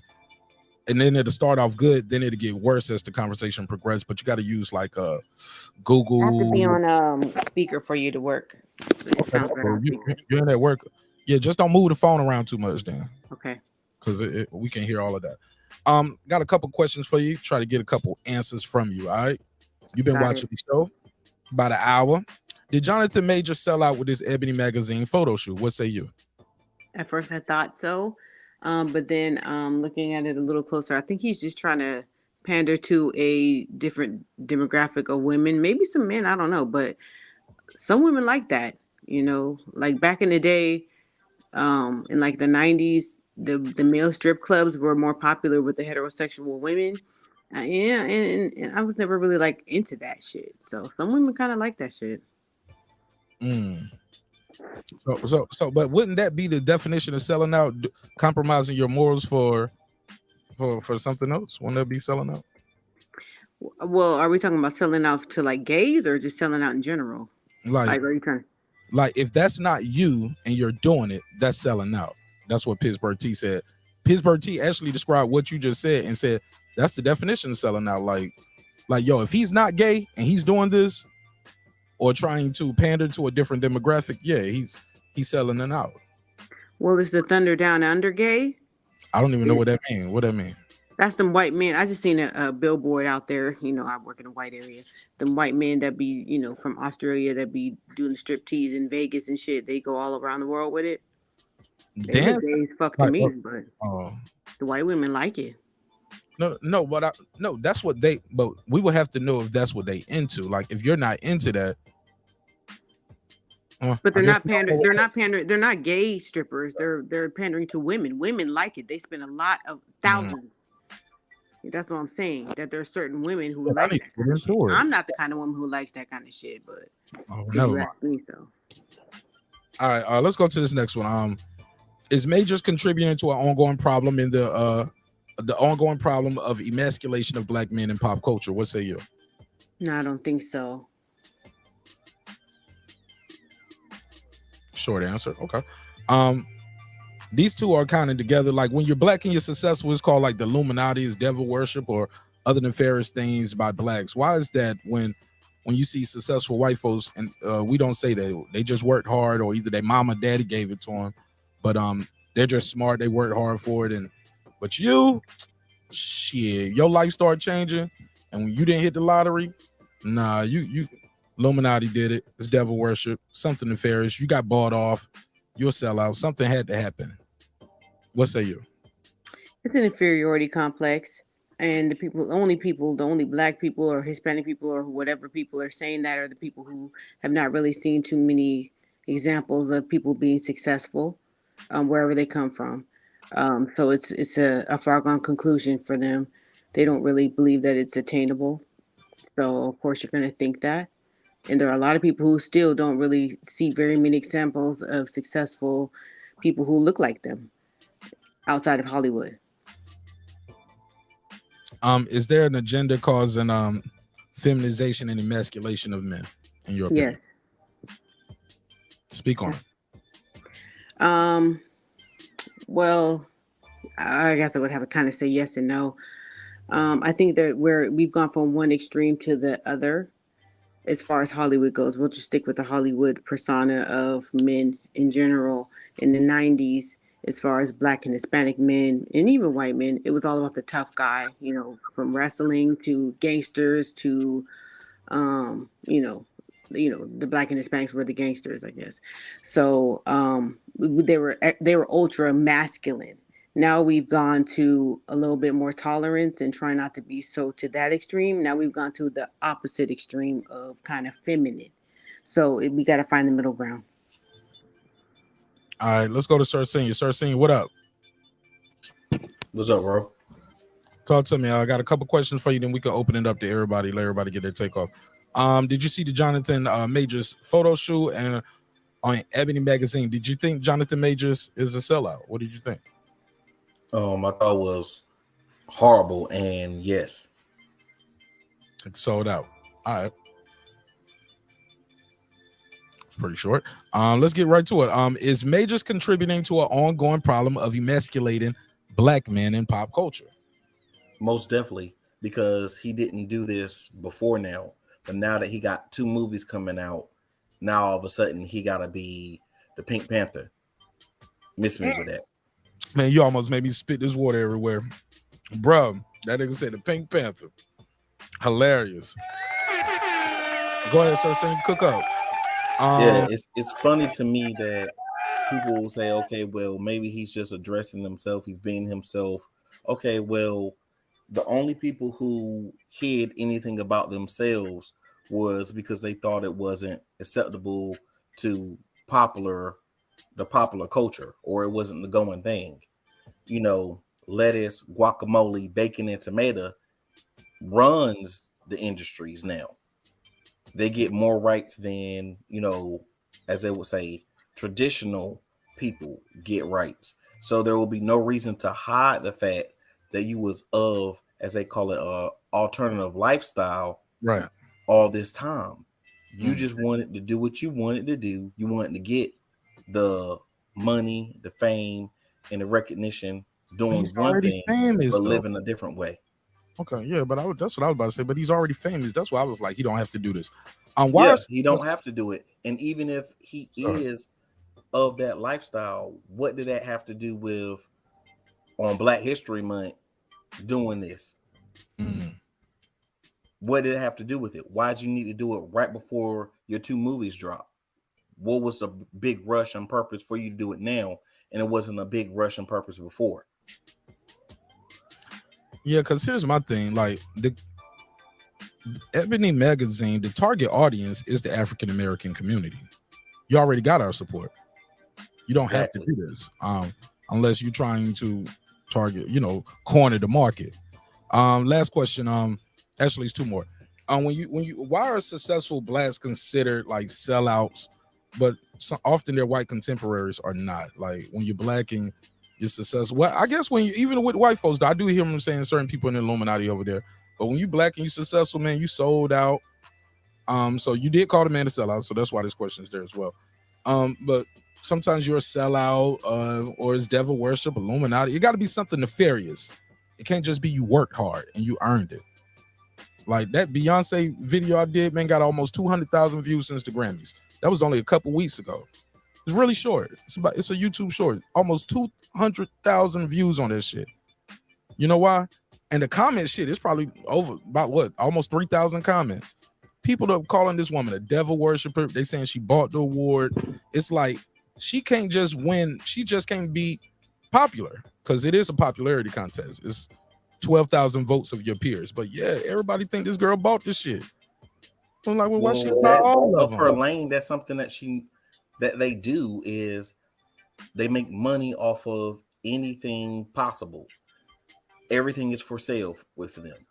Plus, she has done things that was, of the occult blatantly. So, I mean, you got to call an apple, respectfully. I don't think a lot of these celebrities and entertainers understand everything that they're doing. Like the guy goes up to him, the person who went to school and studied art, or the person who knows art and what symbolism means. I don't think they explain to the artist all the time, and the artists understand everything that's going on. They just say, "Oh, this shit look cool, good lights." Got somebody probably say some shit about my show. He has those eternal flames going in the back. See, why is those flames on a loop? See, his show is about the devil and it's those eternal flames. Like they'll tie the shit into that. Why is colors red and yellow? Like, cause McDonald's is red and yellow and it's successful, nigga. That's why I picked it. Surprise. You know what I'm saying? Like, I don't get it, but people have it is a psychology to colors though. That's why you got the red, yellow, and green lights. That's why a lot of fast food stuff has yellows and reds and oranges in it, orange colors in it, because but they teach you that in marketing and advertising, and how colors work and how your brain reacts to colors. It's not necessarily always something nefarious though, right, Sir Senior? It's not, but when you choose to only pick, or not so much only, but mostly pick things that's nefarious, the proof is in the pudding. All right. And for the record, Beyonce is level as her intellect is at the level of a genius, and Jay-Z's is right above that.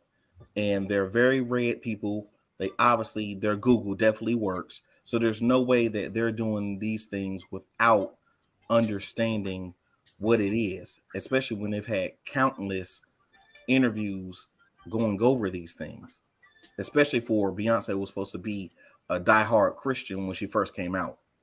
Fair enough. All right. HLD, what up, bro? What's going on, Mark? How we doing, man? Oh shit. Last question, Sir Senior. Is there an agenda to causing the feminization and emasculation of men in general, and also making women more masculine? So making men more feminine, making women more masculine. Do you think it's an agenda to do that?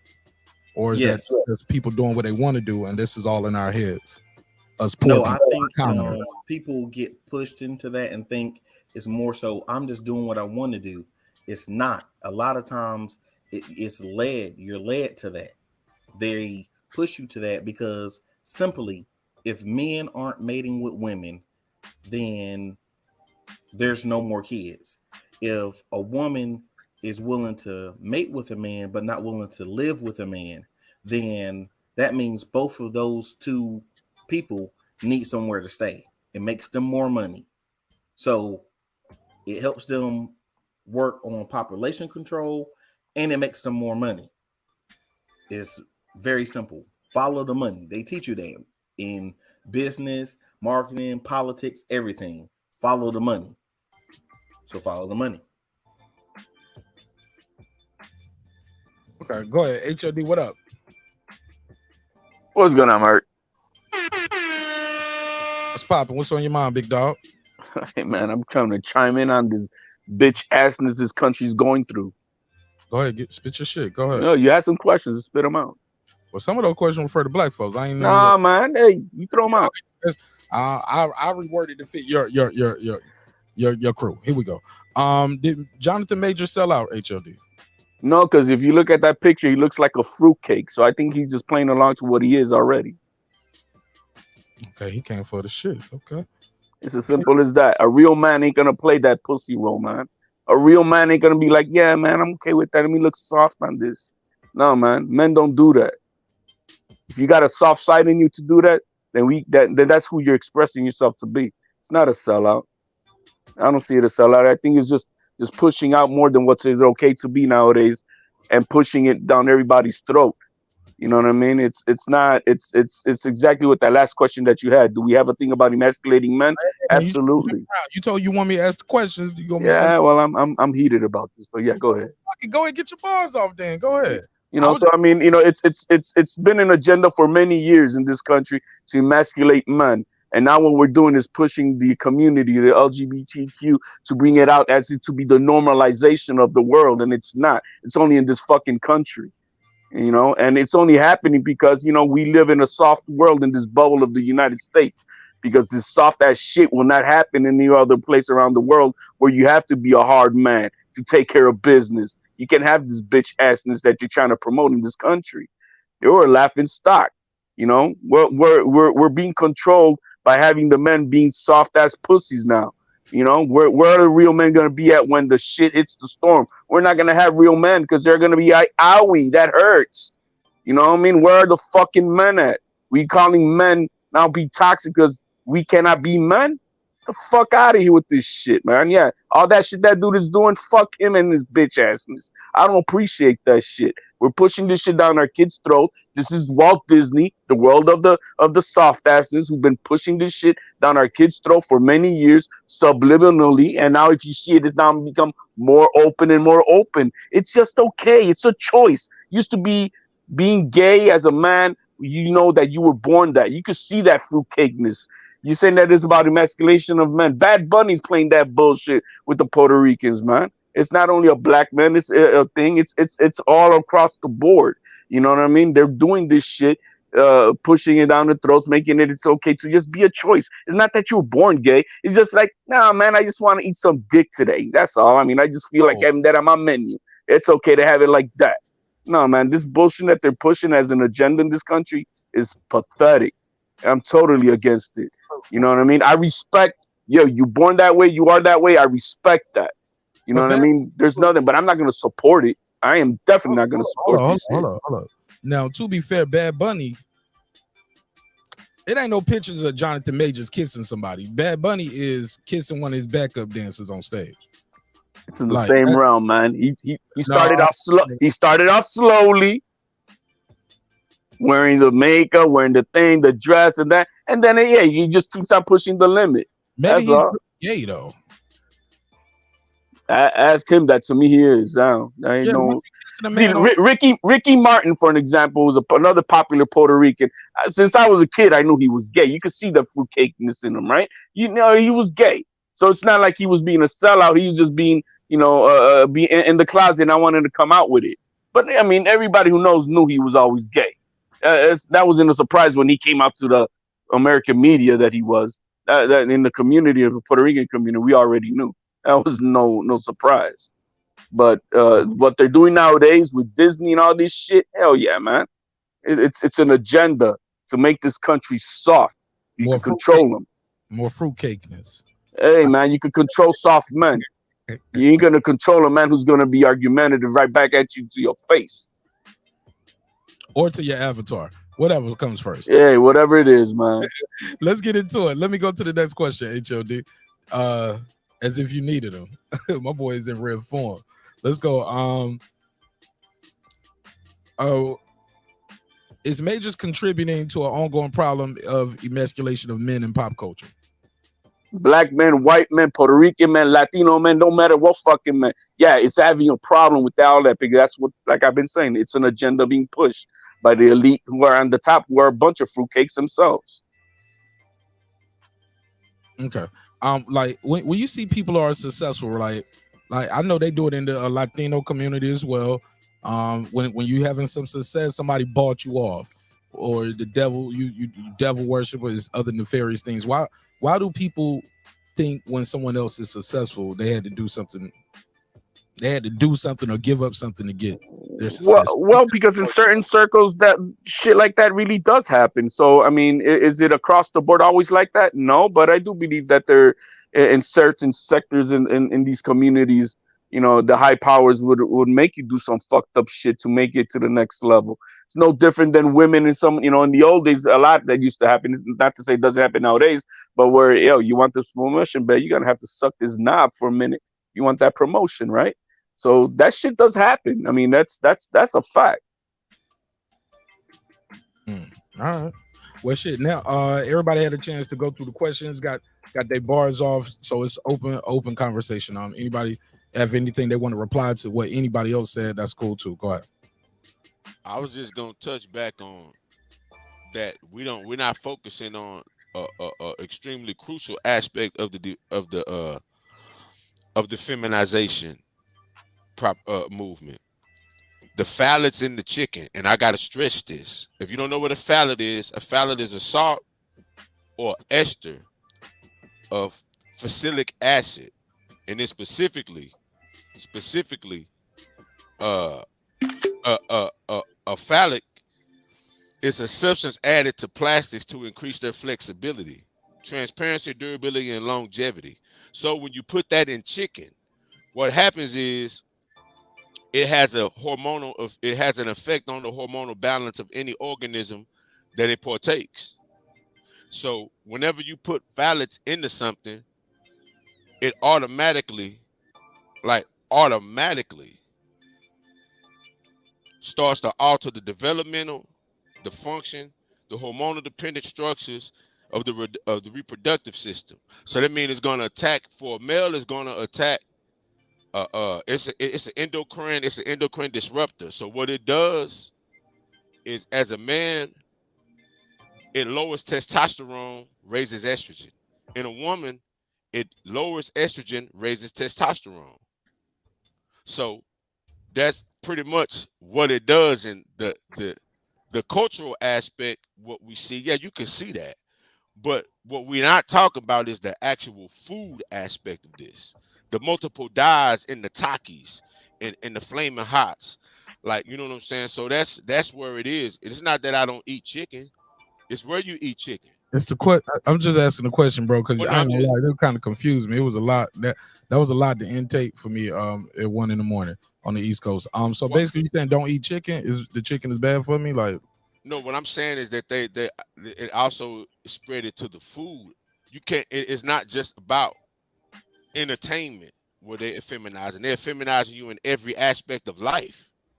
It's beyond just entertainment. It's beyond any of that. Nigga, I've been eating fried chicken almost 40 years, nigga. This shit hasn't got no effect on me like that. I'm sorry, bro. Nah, guess bro, I gotta put a case. I mean, you can put as many cases you want. I'm just saying. Fried pork chop, fried chicken, man. My grandma tried to maybe eat chitlins one time. I don't eat steak, shrimp, lobster, all that. And guess what? Ain't making me turn no kind of way. Yeah, and this particular agenda just started around 2020 or 2012, I believe. Nigga, I've been at Popeyes 100 times since 2012. No effect on me like this. I mean, it may not, but also watching Jonathan Majors posing that shit ain't had no effect on you either. So while you joking, I'm saying it's a reason why there's a wave of gay shit going on in our community. It may not touch you. It may not touch you, but I'm immune to the poison in the chicken. But I'm just saying you wouldn't see Jonathan Majors dressed like that. I'm like, you know what? Let me go put that shit on. You know why? Because it isn't suggestive to you. It isn't necessarily got up to you. And I ain't making nothing up. Like I said, all this could be researched. All right, let's pass the mic, man. Because then you go with the chat. Go ahead. Let everybody else jump in. Go ahead, ladies. Let one of the ladies get in real quick. And since we got two ladies up here, go ahead, girl behind the mic. You've been quiet for some time. Go ahead. No, I'm just still trying to process what Megas are saying, but more chicken for you, Bo. Well, no, I mean here's the thing, right? I hear what Megas are saying. No, I'm not laughing at you, Megazar. I'm just about to. I'm laughing at the comment. I'm just about to say no. Popeyes was like 20. Oh yeah, I was trying to think. Them chicken sandwiches when we was talking about chicken, I was like, oh dang, we've been eating chicken. Niggas went to somebody in prison right now. As a matter of fact, it's more than one person. Mark, I'm eating my mother's fried chicken right now with some Sweet Baby Ray's barbecue sauce, and this man talking about chicken fucking me up. So I'm like, what the fuck? Don't fuck your heart up though with that Sweet Baby Nigga, Ray. we just heard you wax poetic about it, what a nigga got on, bro. And you were emotional as hell about it. Well, no, I'm actually thinking about what you said, my man. I'm like, damn, it can't. This should be. I gotta look into it because I never heard of what you said. No, you gotta look into it. That's what I'm saying. Look, don't take. No, I'm not doubting it. I'm just saying, like, damn, I'm eating my chicken now. I'm doubting it.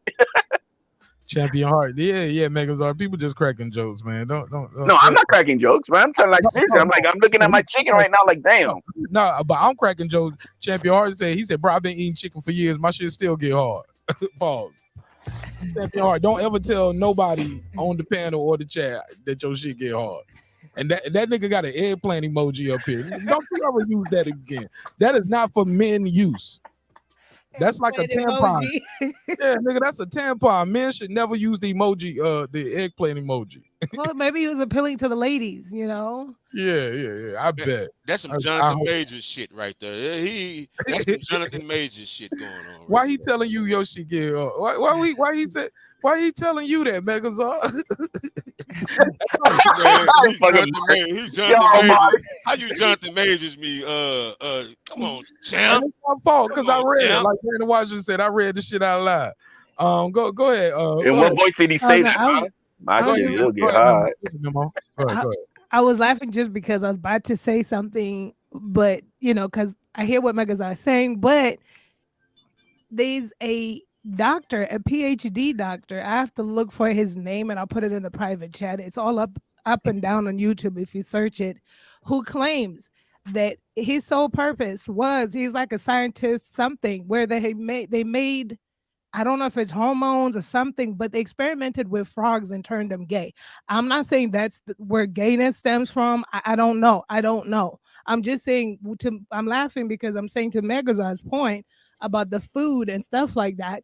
I'm impartial. I'm like, well, there's a black man out here who worked for a very esteemed institution. It's his testimony. He's telling everybody that they created something they were working on that turned frogs to being gay frogs, and I don't know. Is there something then that goes in our food that could, mess with our hormones, mess with our emotions? I don't know, but I'm not saying that's where gay people come from. So I don't want nobody to say because memory says she heard about frogs and frogs turn people to gay people. I don't know about that. I'm just saying what this man literally saying.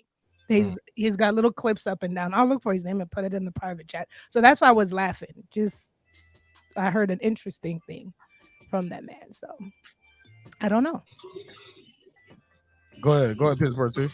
Well, I completely disagree with that, bro. If it was about the food and that was the agenda, they would put that shit in certain neighborhoods and that would be that. You wouldn't have Disney with cartoons now where you got to sit down and watch the damn cartoons with your kid because you don't even know what's going to be on there. That would be the end of it if it was just the food, because it'd be silent. It'd be really unprovable because none of us got a lab to go test that shit. And they put it in certain communities where it's food deserts. They put that shit in the local McDonald's, the Burger King, the Wendy's, because that's all that's there. That'd be simple for them to do if that's what they was doing. That's exactly what they're doing, though, Pittsburgh T. Like, real talk, bro. That's exactly what they doing. So why they putting it on Disney? So why they doing it Disney too then? If they doing it with the food, why do they need to take the image and put it on Disney and have gay shit on TV? Why do they need to have these celebrities? If the food is what they're doing, it's effective. Why would they just leave it there where it's subtle and nobody can really see it and make it seeable? Because it's all the way around. It's from every aspect. It's from every aspect. Because when you're trying to herd someone into a specific culture, you hit them from every aspect. Whenever you change a person's culture, it's not just entertainment, it's all the way around. It's not just let's just shove this down their throats, this entertainment down their throats. You see, it's a different strand of weed. The type of weed you see today wasn't around 20 years ago. It's shit in that also. It's all But brother, around. if the food is working, if the food is what it's doing, and that's not something that you're going to stop. If you're going to, like, say you sneaking behind enemy lines and you're trying to defeat your enemy combatant, why would you come through the front door when you can go through the side and they never see you? Why would you do Talking about biochemical warfare. It's all because it's all the way around. When you got a culture under siege, it's not just one aspect. It's the entire. It's everything. That's warfare. You're speaking of warfare. It's financial. You're gonna intercept certain areas, religion, pop culture, the social aspect. It's all the way around. That's all I'm saying. All I'm saying is niggas were killing each other over a goddamn chicken sandwich at Popeyes. That's marketing, though. But they've been killing themselves over Jordans for years. We've been killing each other over Jordans for years. Man, so if that's what it is, hold on, no, them Jordans last longer than that chicken I'm sandwich. gonna say we reach a new low over chicken. Niggas showing up Yeah. with body paintings of Popeye, like Look, let, body me let, food, let me let Food Revolution jump in too, because y'all two just going back and forth. I want to hear what she's trying to say too. What am I jumping in on? Because there's been a lot of I conversation. thought you jumped in a couple times right there, and I thought you just couldn't get a chance to speak. Well, yeah, well, he was talking about biochemical warfare, but the thing is, on average, everybody's eating the same kind of chicken or whatever, but everybody isn't turning out the same way. And I feel like it has a lot to do with how you're raised in a home and what's allowed and what's not allowed. And like, for instance, when you talked about the Disney thing, you can go back to like YouTube videos and see like the old Disney videos, and they'll say, oh yeah, well, they'll show where like in one flick Mickey Mouse had a heart on and all that kind of shit, like from way back in like the 20s or whatever. So that's nothing new. They've been saying for Disney that they've been, pushing some type of sexual propaganda for a long time, but everybody ain't turning out gay. I'm talking about the shit, like my mother is 80 years old, and this is the shit that she was watching when she was young. And she, her generation wasn't pushing out a lot of gay people, so or known gay people, as as far as we know. So that mutes that whole argument there. And then same with like chicken. All chicken has hormones in it for the simple fact of the way that it's raised now for money and for profit. They pump them full of hormones because they put so many chickens in a coop. That's the difference between free range chicken and regular chicken that everybody else eats. They just put them in a coop, and they're so close together that they don't want them to get sick. So they pump them full of hormones, and they pump them full of steroids so that they harvest faster. That's the whole thing that's going on with the chickens and the avian flu right now. The reason why eggs are so much is because they're getting sick. One chicken gets sick, all the chickens get sick. So, there's that whole argument about the chicken thing. Yeah, I saw this. And before I pass him, I'll keep this short. It's a documentary from the dude Morgan Spurlock. He did a documentary, and it was about, what's it called? And it's something about chicken though. But basically, Morgan Spurlock. I got it now. My weird mind won't let me let it go. I gotta find out. Morgan Spurlock chicken. Okay, it's called Holy Chicken, and it's like Super Size Me Too, right? And it's a documentary, and basically we found out all the chicken that we eat in this country come from about 4 places. You know what I'm saying? 4 or 5 places. And they don't want people to get into the chicken business. It's fucked up how they do it. Oh, excuse me. It's messed up what they do with the farmers, how they do it. And far as even with that free range chicken, he had his chickens in a barn. All he had to do was put like a little fence. And when I say little, I'm talking about like 2.5 feet. It's no real standard. The government don't have no real standard. It's about 2.5, maybe 3 feet. And it's still a fence right there, but they're able to walk back and forth right there. That's considered free range. When I say it's about the size of a tire. It's like just a little gate right there where they can walk out and come back. That's considered free range. So it's so many ways that they manipulate the game. And and he had to inject those chickens. Some of those chickens were dead. And basically you go from seeing him partner with a chicken farmer, raise some chicken, buy the chicken in a few weeks, kill the chicken, make a chicken restaurant.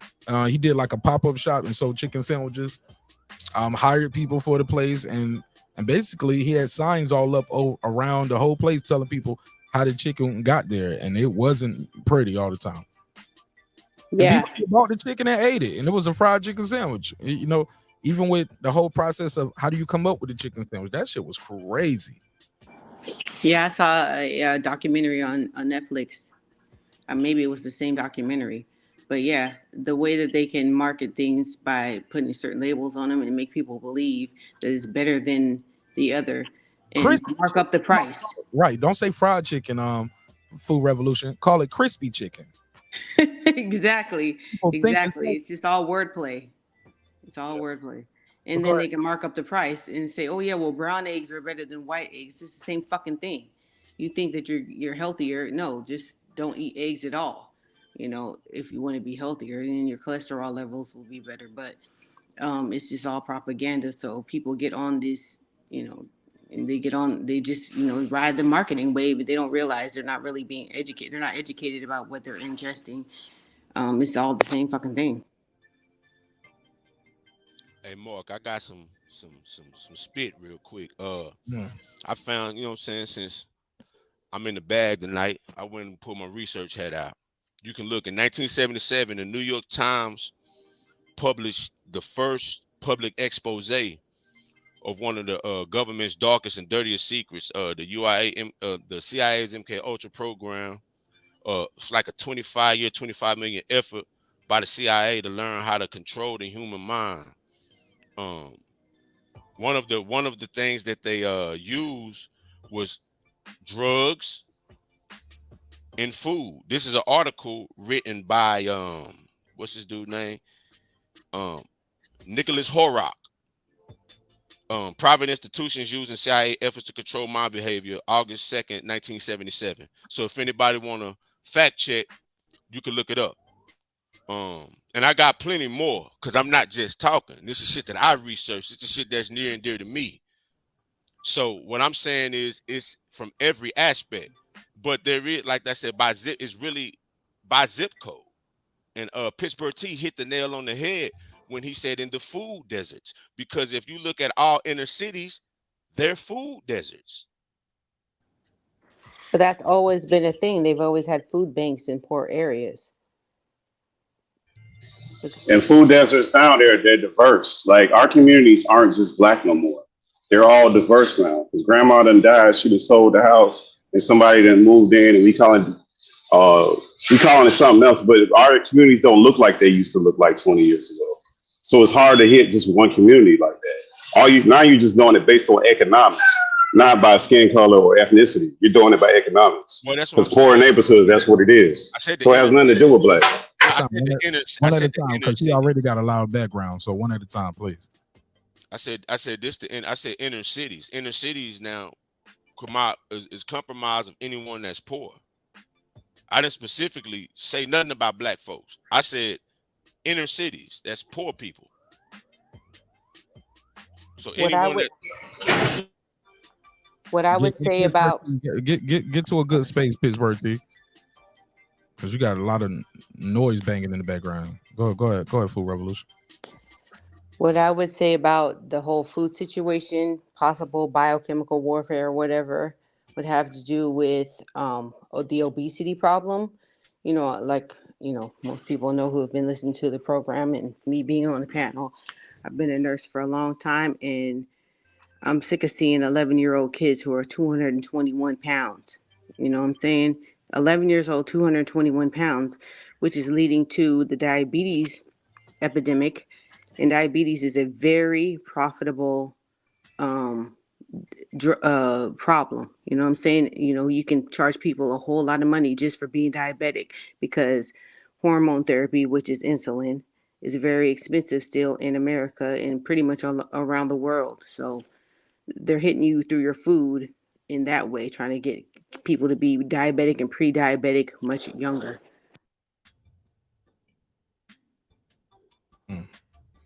Yeah. Yeah, sugar everywhere, man. That sugar is everywhere. They put that shit in everything. And everything got hormones, just to the point now. It was to the go ahead. Somebody was go ahead. Yeah, but I think it's more economics. Like the ethnicity part, that has to do with the individual, right? Because poorer neighborhood they have less resources and they're going to be impacted more about this than anything. The part about different racial groups, it's up to the individuals when they have those things put up for them to say no, right? Because for the most part, all the stuff with the food, that's all by economics. All the stuff with the education, that's all stuff by economics. Because you look at the schools in the poorer neighborhoods, look at the ones in the richer neighborhoods. Most of this stuff now is economics. I agree. It's there's no coincidence that the dollar menu is much cheaper to feed your family than it is to, go to the store and buy food. Well, yeah, pretty much. Yeah, it is, so, when you're poor, just the thought process of like, I need to feed my family, I'm going to go to the dollar menu. And that food is high calorie, low nutritional value, versus going to the store and spending $10 on 2 chickens and a side of vegetables. They don't think like that. They think, oh, dollar menu. I'm going to go and get, a couple chicken sandwiches, some French fries, and a large Coke. And it's going to be $10, $15 to feed a family of 4 versus cooking it.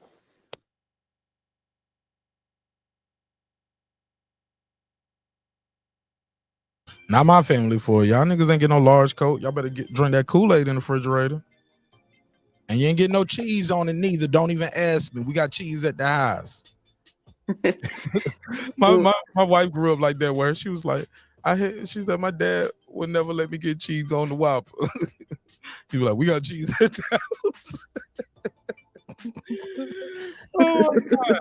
You get that McDouble. You ain't get no double cheeseburger. You don't need 2 slices of cheese anyway. So somebody in the chat said Connor Ben proved us right that them eggs are bad for you. You can fail a drug test with them eggs. Connor Ben is able to box again. Remember, if you don't know, he failed a drug test. He said, I'm a clean fighter. I didn't do nothing wrong.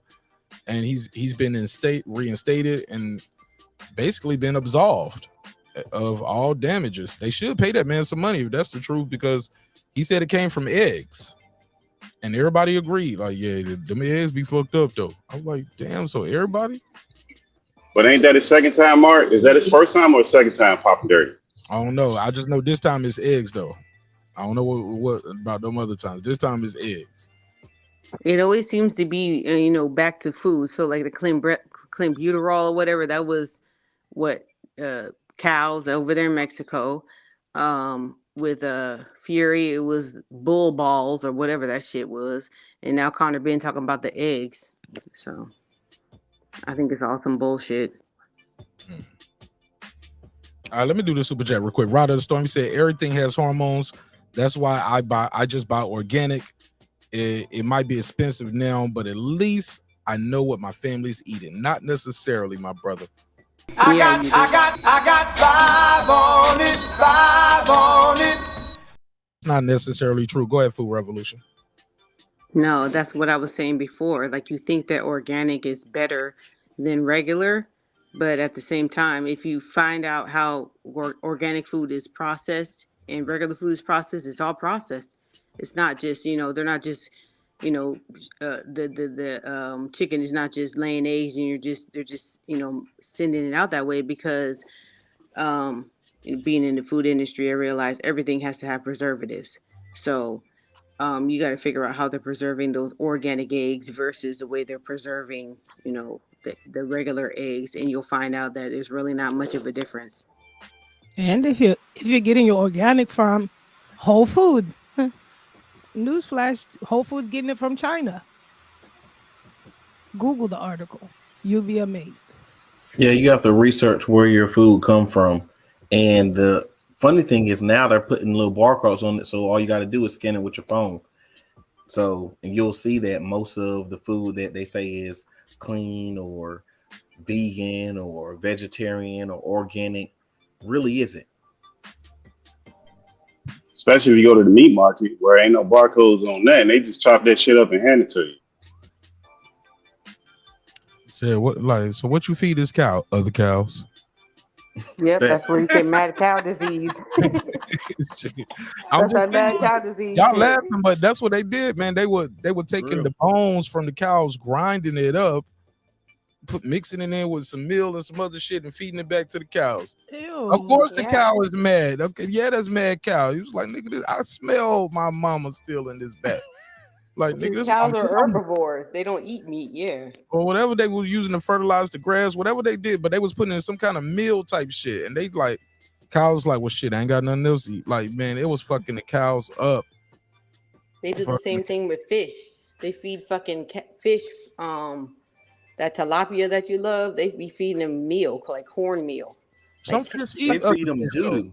but some fish eat other fish though. Like you can put live bait fish on your reel, and you're gonna They don't eat corn. I don't know about that though. No. If you think you could find any true food, natural state, in anywhere, that's a fallacy. This entire planet is fucked. It's already been polluted in every shape and form. There's nothing such thing as you're gonna find something as it was over 100 years ago. Everything is processed with chemicals. Everything, no matter what, has something in it. You know, so to think that you may try to find something safer, but to think you're gonna find something purely organic is a fallacy, because this entire planet is polluted in every shape, form, and manner. There's just no way getting around that.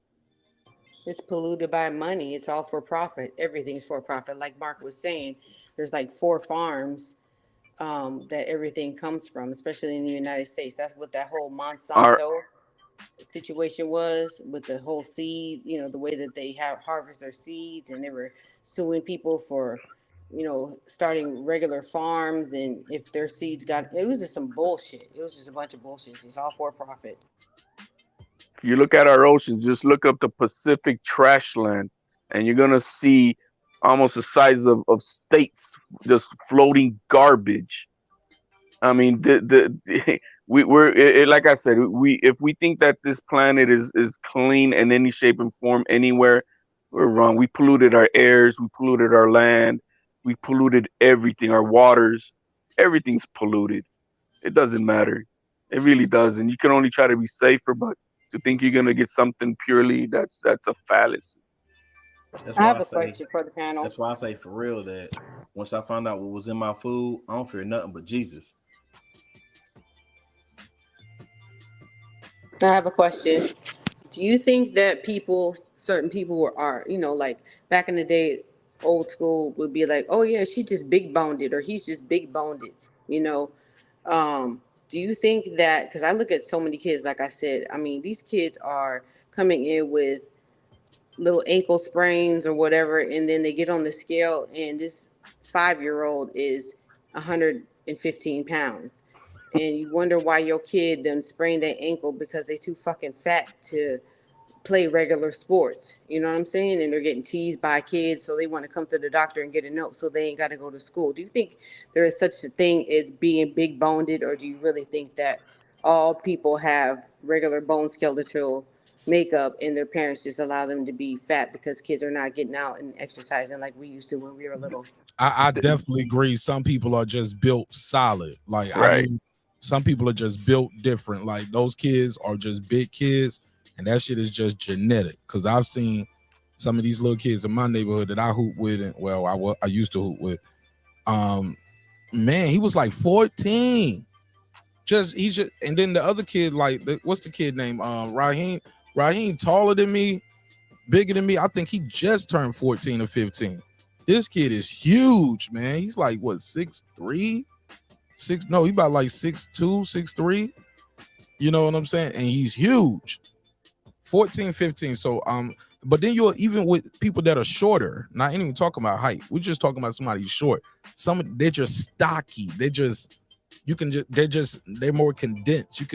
But they got big Mike hands. Tyson, for example. Mike Tyson, great example. Like he's natural. Like Mike Tyson, by his height, Mike Tyson might supposed to weigh about 185, 190. He probably ain't weighed 185, 190 since he was in like middle school or junior high. You know what I'm saying? Like this dude is just a naturally bigger dude. Like, but look at the size of his head though. Mike Yeah, Tyson. but he was muscular. He was muscular. If you do a body mass index on most of these kids, they're mostly No, fat. but he wasn't. But no, Mike Tyson, he was already a big kid before he was in boxing like that. He was beating people up, bullying people. He was always been a big guy. He was But just. he wasn't fat though, is what I'm saying. But to He Food was- Revolution's point is that these kids nowadays he was are, natural. But to Food Revolutions, as everybody now trying to use the big bone theory for their fat ass kids and shit. Now, Look, when I grew up, when I grew up, a fat kid in the school, that was maybe one or two, because it was rare to, you know, that was not everyone, man. Right. I mean, they a made fat them kid get was, out there, and even though they you wasn't know, training. there was no fat kids like that everywhere. Now it's the normal. Fat kids are everybody. Man, there was fat kids everywhere when I was a kid, man. Looking back at Now when I grew up, Man, man, niggas been fat. Like I don't like. I grew up and it wasn't fat. It was one or two, and that was it. Hey, I'm being Yeah, real. they got clowned. Niggas been fat. And they get clowned, right? They were clowned. Yeah, You know what I niggas mean? been fat because niggas mama been feeding them bullshit. Same thing with kids with glasses. Not everybody wore glasses, and not everybody was an allergic up to everything. Right. Nowadays, They're fucking everybody's allergic to some fucking thing. Actually, it's Yeah, actually, but no. It's but Mark, actually opposite. okay. We're just more conscious of allergic reactions in the food business, medical things. Like we're learning ways to avoid that too. Like they'll tell you if you have a child now, start giving them peanut butter and stuff like that early so they don't develop an allergy. So They some had parents, that. No, they even had with that when they were younger too. They always tell you to start your kids out really small. You know, like babies don't eat meat, right? I mean, obviously they don't have teeth, but you start your kids out just trying out little bits of food. That's always been a way, and to see what their allergies are, see how they do with that, and then in a couple of weeks you introduce something else, and then in a couple of weeks you introduce something else, so that you can figure out their allergies. That's always been a thing, but now everybody's allergic to everything. That can go to the way that they, pump up food nowadays. That can go to the whole, food industry way. That might have something to do with, how they. We're not allowed to process go food through now. anything to build any tolerance, man. We're not allowed. Right. Oh my God, I feel a little bad about it, man. Let your body adjust to this shit. But no, we don't want to do that. Yes, especially with that COVID We need a pill situation. for everything. We need a Yep. magic pill for everything. hold on, H. Let me jump in. Let me say one. Food Revolution. I can hear your ice or something, whatever that is. It is the eye. Sorry. Yeah. I got these headphones on, man. So everything y'all do is right in my ear. That's why I'm being so picky. I remember it was somebody lobbied in Congress, like I don't know if it was the National Farmer Society, whoever it was. So put a case on me because I don't have the article. But they lobbied and was successfully won in Congress where they do not have to tell Americans if their meat is cloned or not. That's They facts. don't have to tell us. That's facts. But they was trying to fight.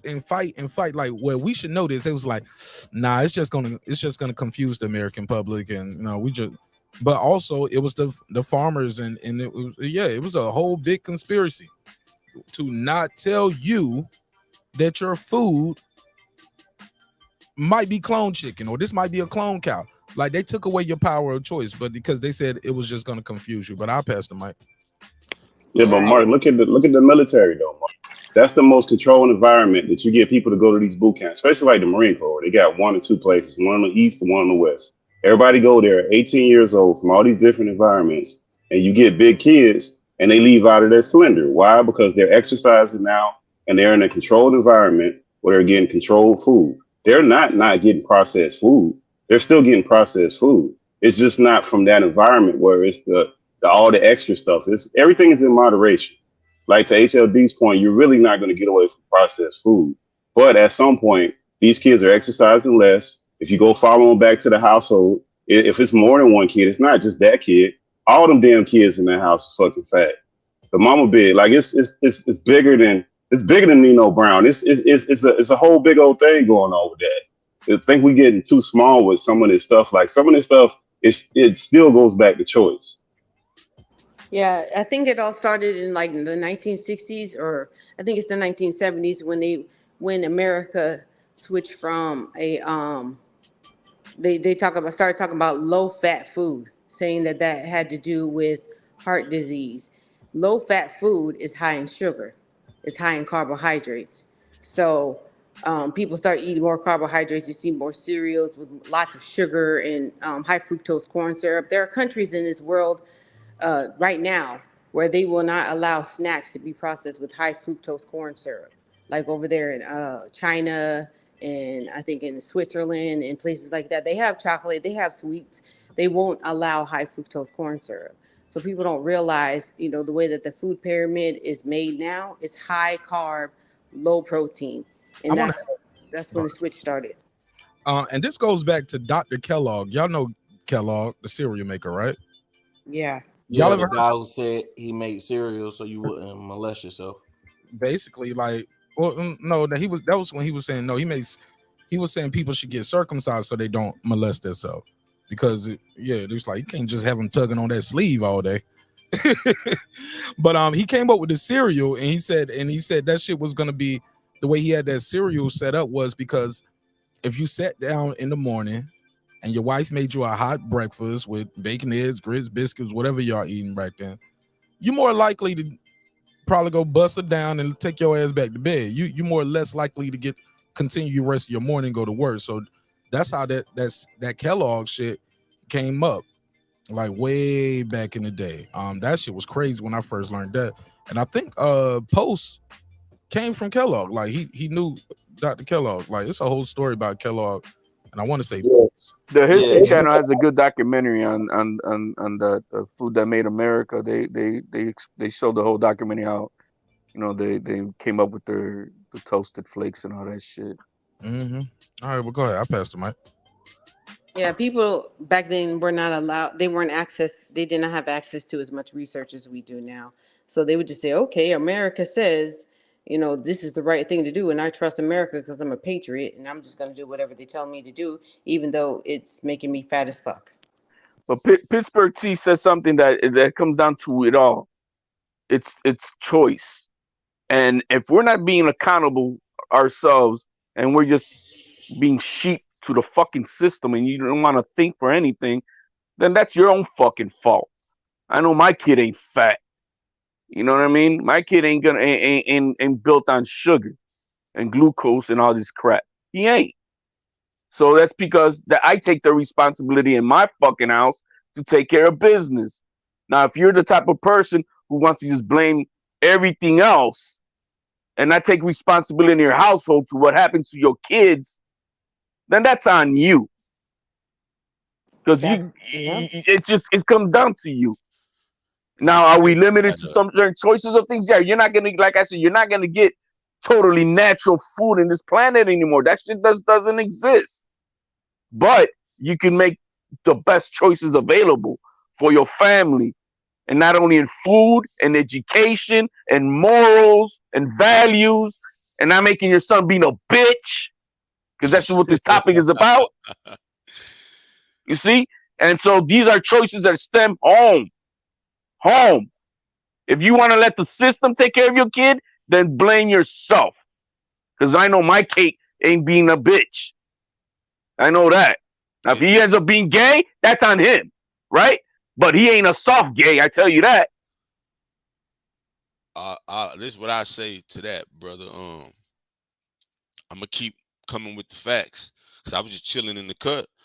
But everyone can look that in 2013, the environmental working group and Keep a Breast Foundation they published a list of the 12 dirtiest 100 chemicals that turned up in the core blood of babies of color, and they called them the Dirty Dozen endocrine disruptors. And it was dioxin, atrazine, phthalates, petrolate, fire retardants, lead, arsenic, mercury, perfluorinated chemicals, orthophthalmic pesticides, and glycerol esters, and bixphenol.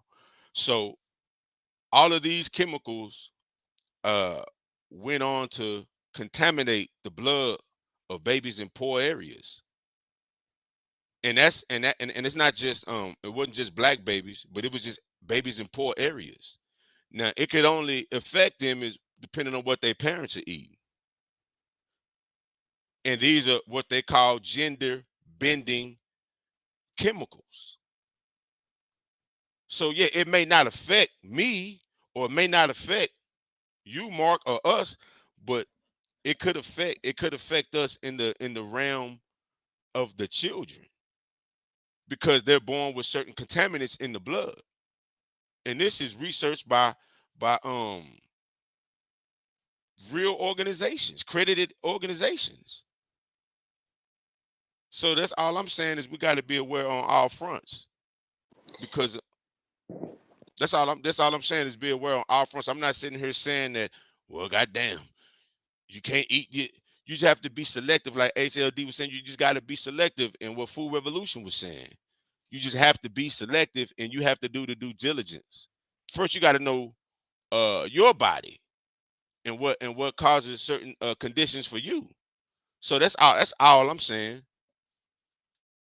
Yeah, I agree, because what most people know about food is that I'm hungry and I'm going to eat, and I'm going to eat what tastes good. And I've learned, excuse me, I've learned, in my 5-year journey of eating, low carb foods and changing my diet, and finding out what works for my body. I educate more doctors, and these doctors have been doctors for 40, 50 years. Doctors don't push, they'll tell you what's wrong, but they don't tell you how to fix it from a dietary standpoint, because they simply don't know.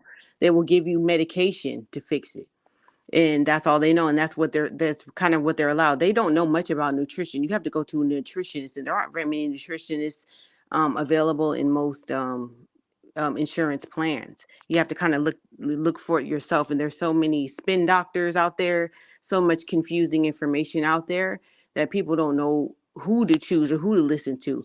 But there are a lot of doctors out there, they simply just don't know. And then you'll see a lot of doctors, they're fat too, and I'm like, well, how the fuck? And I've heard patients say, why would I listen to your fat ass about what I'm supposed to do about my diabetes, and you're fat too? And that's kind of true. You're like, I'm fat, but I ain't got diabetes though, bitch. You do. Well, we don't know if they do or not. Some doctors are diabetic. Some doctors have You got more money. rheumatoid arthritis and inflammatory problems. You just don't know. They're just telling you what they're allowed to tell you, because medicine has become very much for profit, as we all know, and it is become medicine on demand. So if you have a good insurance program, you can go to the doctor and tell them what you want, and they'll just to get you out the office, they'll give you whatever you want. They'll give you an antibiotic for a viral problem just because they don't want you to give them bad reviews, because medicine is a business, and the reviews really matter. So we're kind of in a fucking fucked up space as far as that goes. Yeah, that's why it's the Food and Drug Administration. One thing real quick, and I'll keep it short. Searching. I need to do the super chat. That's why they call it practice in medicine too. They practicing. They don't got all the answers. So plus it's a constantly evolving field. They learn something new every year. DJ said Jonathan Major's look was inspired by an anime character, Don Flamingo. People should do more manga. He's a very manly character that's a pirate. Okay, fair enough. Let me give him a drop, y'all. Let me give him a drop. I got 5 on it. I got a question. Did the character do this in the movie, in that movie too? Was he like this? No, he wasn't. Okay. And it's obvious he's put right beside the. Did he have this on too? I'm just curious. Like, I don't know a lot about Why he wearing pink? Why he wearing pink? Of all the colors in the world, he could have worn. Why he wearing pink? Also, like that character that he's doing, that's not the character in the movie that he's promoting. He's not promoting the movie where he's playing Don Flamingo. He's playing Kang, right? And he's promoting Creed 3. Facts. So I don't get the correlation of that character in this photo shoot. But I respect your opinion. I appreciate you though. Thanks for supporting the show in a major way. Go ahead, Sir Singh. And after this, we're gonna do final thoughts, y'all. No, I was just talking about the Food and Drug Administration. That's why they control food and drugs. Because if you get good food, you don't need the drugs. You get bad food, you need them drugs. It's a hustle. As I said before, follow the money. All right. Girl behind the mic, talk to me. Anything you want to say about everything we talked about? Actually, I'm gonna let you do final thoughts, but I just wanted to get your take on the stuff they were just saying though about the food. Absolutely. So yeah, final thoughts. I'm gonna let Here, you go last with your final thoughts. I just want you to respond to anything they said. oh, If okay. I'm not, sorry. you can do final thoughts last. Okay. So yeah, no, great conversation. So with the food thing, I was thinking just on personal note, um, yes, perhaps the children these days, are putting on more. Is it that there's foods out there that are being, we might have talked about this, that are getting more steroids, more stuff that's messing up the hormones or something like that. But main importantly, what I wanted to say was I think because even as an adult, I'm learning how to eat. Sometimes, it's years where I went when I was going hard in the gym, doing these rigorous meal plans. I was just taking the meal plans, not even understanding the science behind eating. And I was thinking to myself, wow, I haven't even touched the surface of really knowing what your plate is supposed to look like. We all understand what portions are supposed to look like, but could it be that most of these homes is just that thing that's passed down from one generation to the next, where we don't know how to eat right, whatever that looks like, the certain carbs in the plate, certain protein in the plate, certain greens in the plate, and so forth. And the other thing I was thinking about was, which, because it was my sister, I felt better and freer saying it to her, if that's a word, freer. But I used to tell her to not tell my nephew to finish his food, because I grew up with that. And the illusion of finish your food, was very distorted, because we don't get one person meals. We get like 3 or 4 servings in a plate when you go out to a restaurant. Because I guess, truth be told, a serving should be like one of those little side saucers or side plates or whatever. But so, in an effort to finish my food, my mind, it took a while to register that you don't have to eat it all. It's not for one person. Portion it out, take some off your plate. And so I don't know. I think some of it will be psychology of it, how you're raised, uh parents probably trying to figure out how to feed you and all that other good stuff. But I will quote a doctor that I work with in Indio, California, who said, nobody is big boned. Dinosaurs are big boned.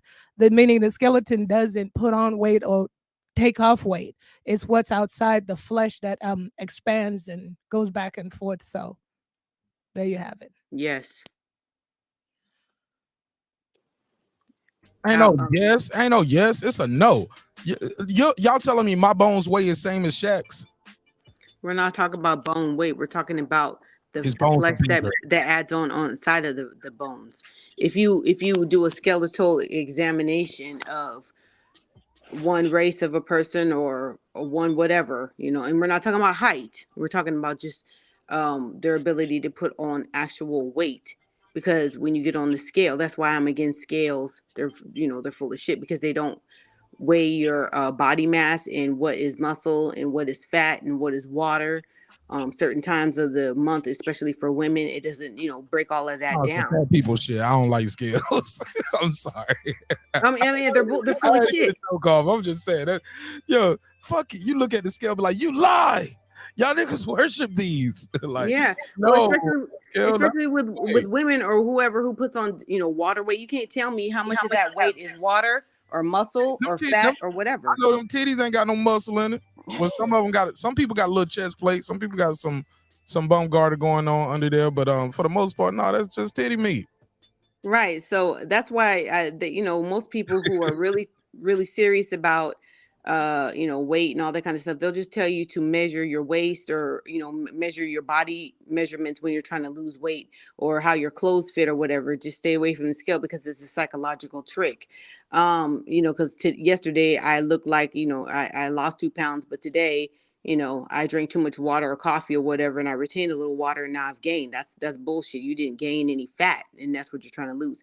And then another thing about exercise, there's a scientific fact. I can't remember. I can send an article that exercise does not make you lose weight. So exercise is a healthy thing to do, but it is not a weight loss tool. It's just for health. Diet is pretty much 80% of how you will lose weight and how you will keep it off. So people think that's the reason why they sit up there and they'll exercise and exercise and exercise and not lose any weight, because their diet hasn't changed. And if you can lose weight by just changing your diet and not exercising, but you'll never lose weight by just exercising and not changing your diet. So that's, I was just going with what memory was saying. You want to plug and promote anything before I let you go? Not right now. Thank you. I'm gonna keep asking you though. All right. You'll understand why in a minute. Oh, sure. I love it. I love when a plan comes together. Thank you so much for your time. Thank you for your energy, and thanks for being a member and a neighbor to this show. All right. Thank you. Yeah, Food Revolution. We had to throw a little curveball. I hope you enjoyed the conversation tonight. We did something a little different than what we normally do. I appreciate you though. Peace to everybody on the panel. Thank you, Mark. All right. Shout out to California too. Go ahead, HOD. Final thoughts. Real quick, wanted to touch on what she said.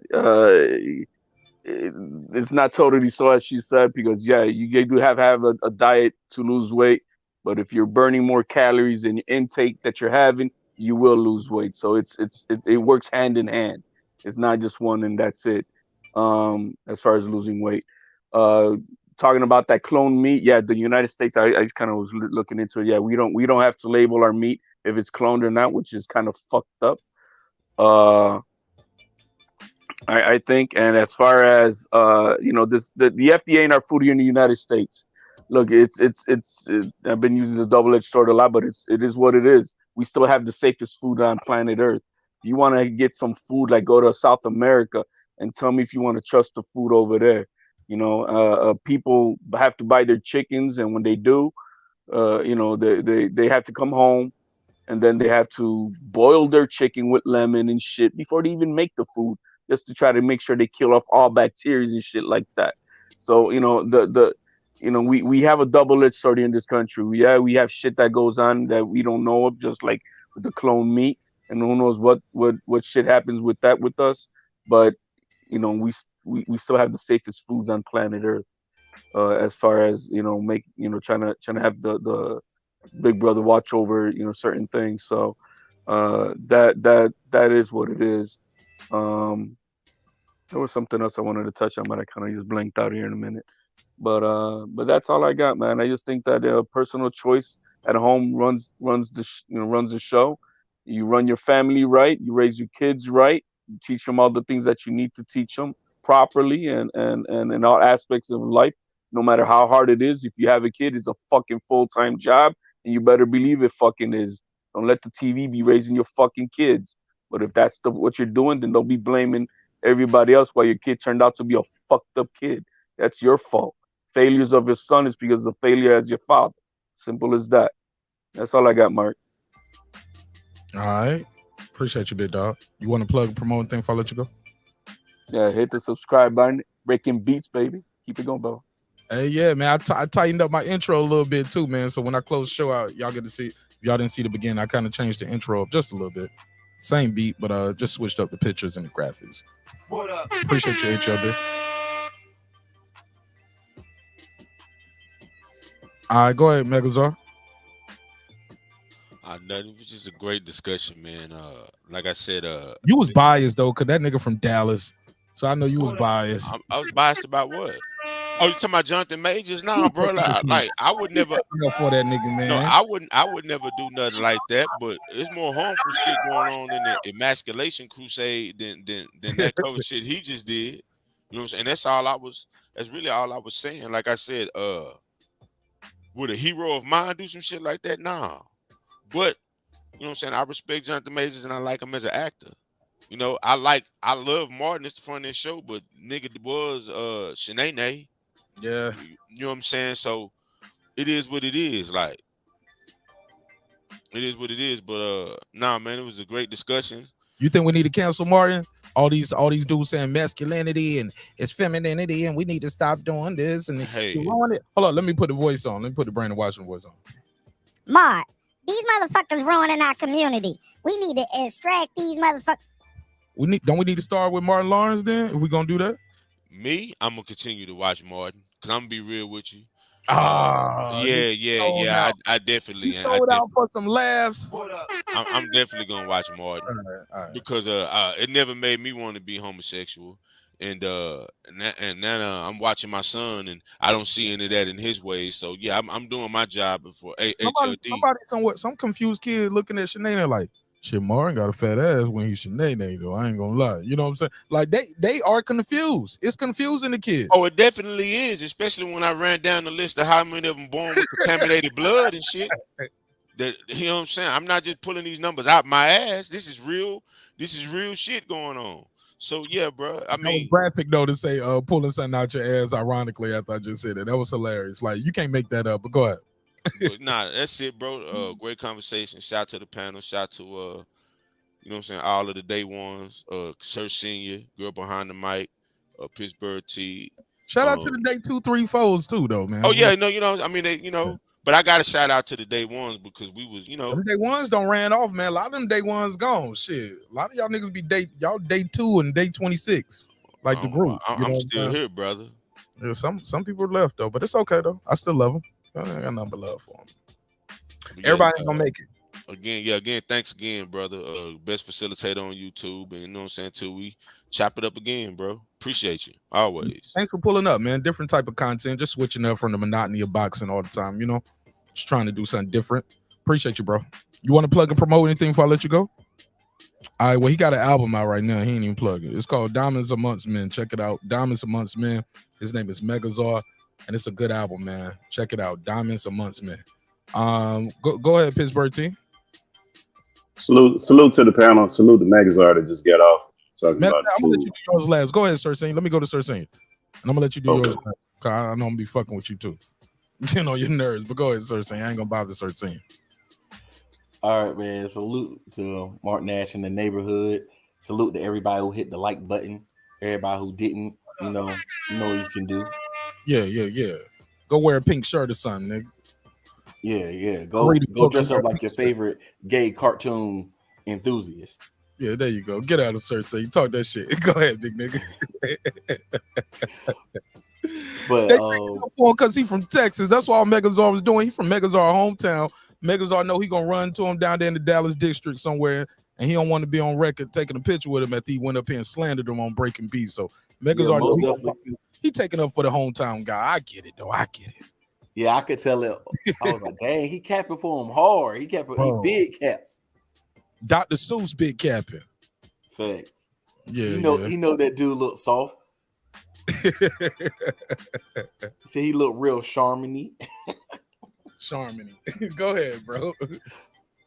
But most definitely you gotta make choices that's not just for your betterment or just for your betterment in the moment, but for longevity. And if it means selling your soul or your whole, man, don't do it. Don't do it. Respectful. Yes, sir. Appreciate you, big dog. You want to plug one thing before I let you go? Yeah, Sir Senior, Cooking with Sir Senior is about to drop some content real soon. Trying to meddle my way through a couple of things, but yeah, I got some content that's gonna be coming. All right, I look forward to join seeing me it. at Cooking with Sir Senior. Always cooking. This home cooking on food for thought. Be blessed, be safe, be certain. Yes, Hit sir. the like button. Hit that like button. Yes, sir. Appreciate it. Shout out to Sir Senior. Go ahead, Pittsburgh T. And I'm gonna let Memory on. Salute to everybody.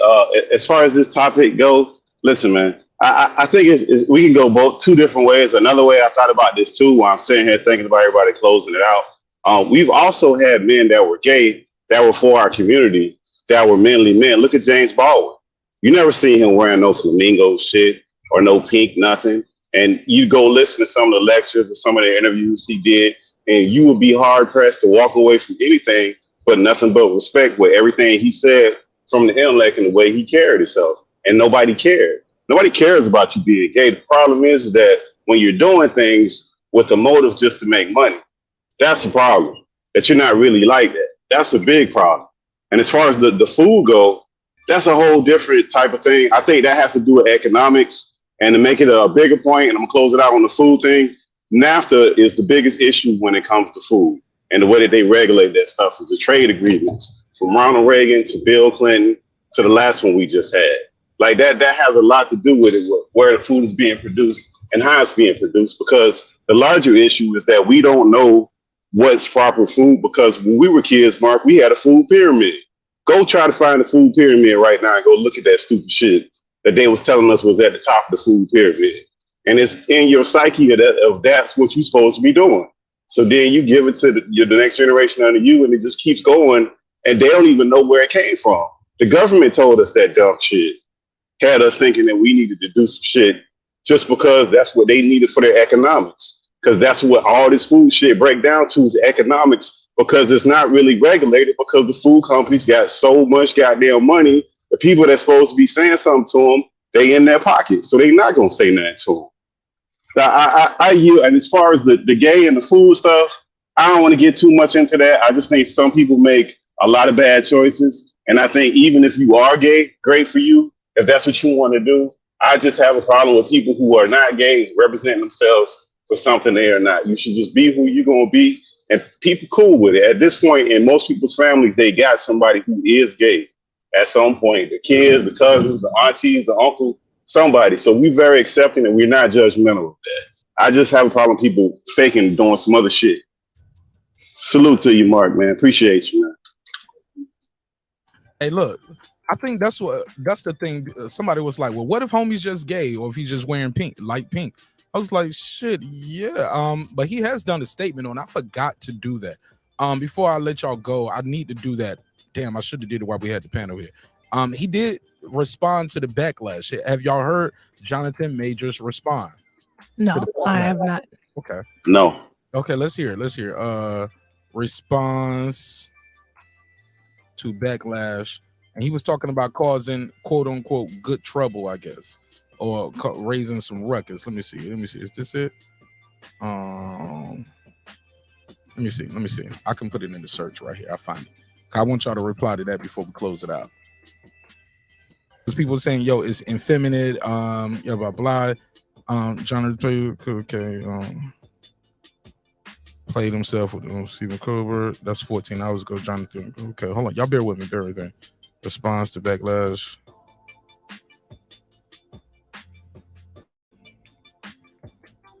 Because he said something about ruckus. He was like, yeah, talking about he's cool with having some ruckus. Here we go. Boom, boom, boom. Is this it?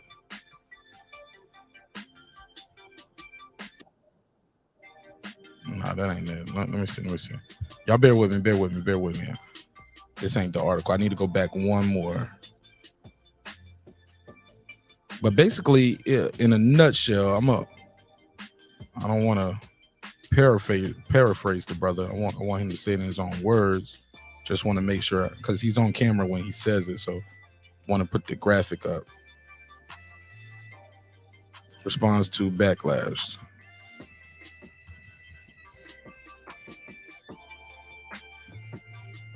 That's it.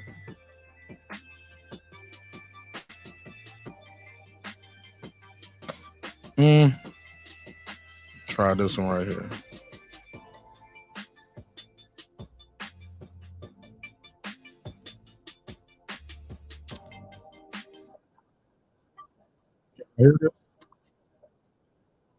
Can y'all hear that? No, we can't. Okay, good. Can't hear anything. Good. Unfazed by Lil Ruckus overcover. Here we go. I think this is it. I see the Ruckus. All right, boom. Let me share the screen so y'all know what I mean when I say these things. Share the screen. Boom, boom. All right. He said Jonathan Majors responds to backlash over his recent Ebony magazine cover. It's always good to make ruckus. So what was your reaction when you saw the photo hit the internet?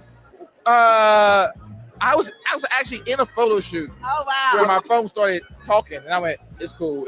But there's a number. And when that number reaches about 32, something's happened. Something's happening. And I got a baby. So I'm like, let me check. I look and I go, oh no. He don't even use this voice when he do movies, do he? Yo, that's a whole different voice. Nah, No, that it's ain't him. That don't sound like number. him. I got like a 32. Like, I got a number. That's it. Yo, I didn't even recognize his voice when he told the movie. He sounds like James Earl Jones. Like this nigga was like Mufasa. Simba, I am your father. This nigga did an interview. Well, when I saw the video, I'm like, what the fuck is this voice? Yo, I didn't even recognize the nigga's voice. Oh yes, I think about the photo shoot. You know, and the folks that were there. Asia was there. Yeah, is that right? Is that right? Yeah, she was there. I thought about her and about And a shout out to Ebony Magazine, because Ebony Magazine is gonna move some units. If not, people gonna be going to their site. That people are talking about Ebony Magazine more than they probably have in the last 2 years. But go ahead, that's gonna be on my final thoughts. all the wonderful folks and the culture, you know, and it's great. A beautiful, beautiful blackness, art, culture, creativity.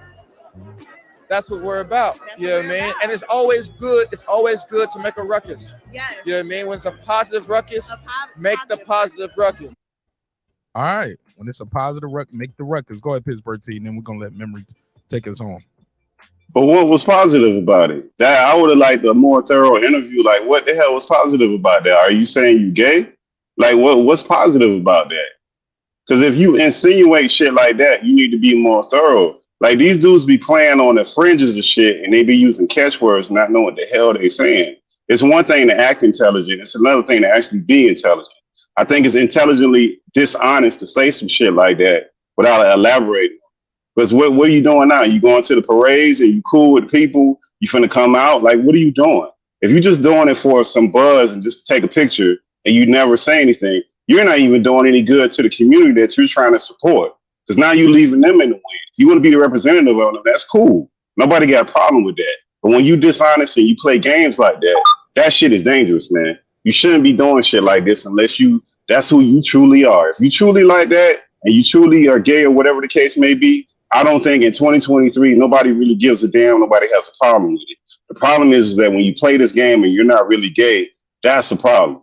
And like I said, James Baldwin and many other people who have actually been gay, and we all have known gay people that were men that nobody has a problem with. Nobody's running around beating up gay people and have a problem with like that. It's just when these dudes play these games and try to be so smart just to get, like I said, it's about capitalism, trying to get money. And people are cool with it because it's about go get the bag, go get the money. No, you got to have some kind of morality behind what you do. If you ain't got no morality behind it, then are we all prostitutes? Because that's what it is. It's all about money.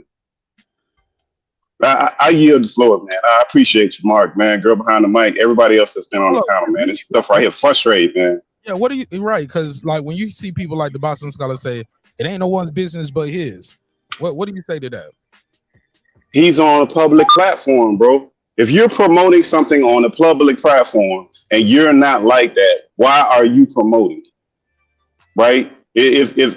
If I'm not a pimp and I'm out here with the whole unit on like I'm a pimp and I got a whole platform and I go to a 9-to-5 job, why are you promoting that?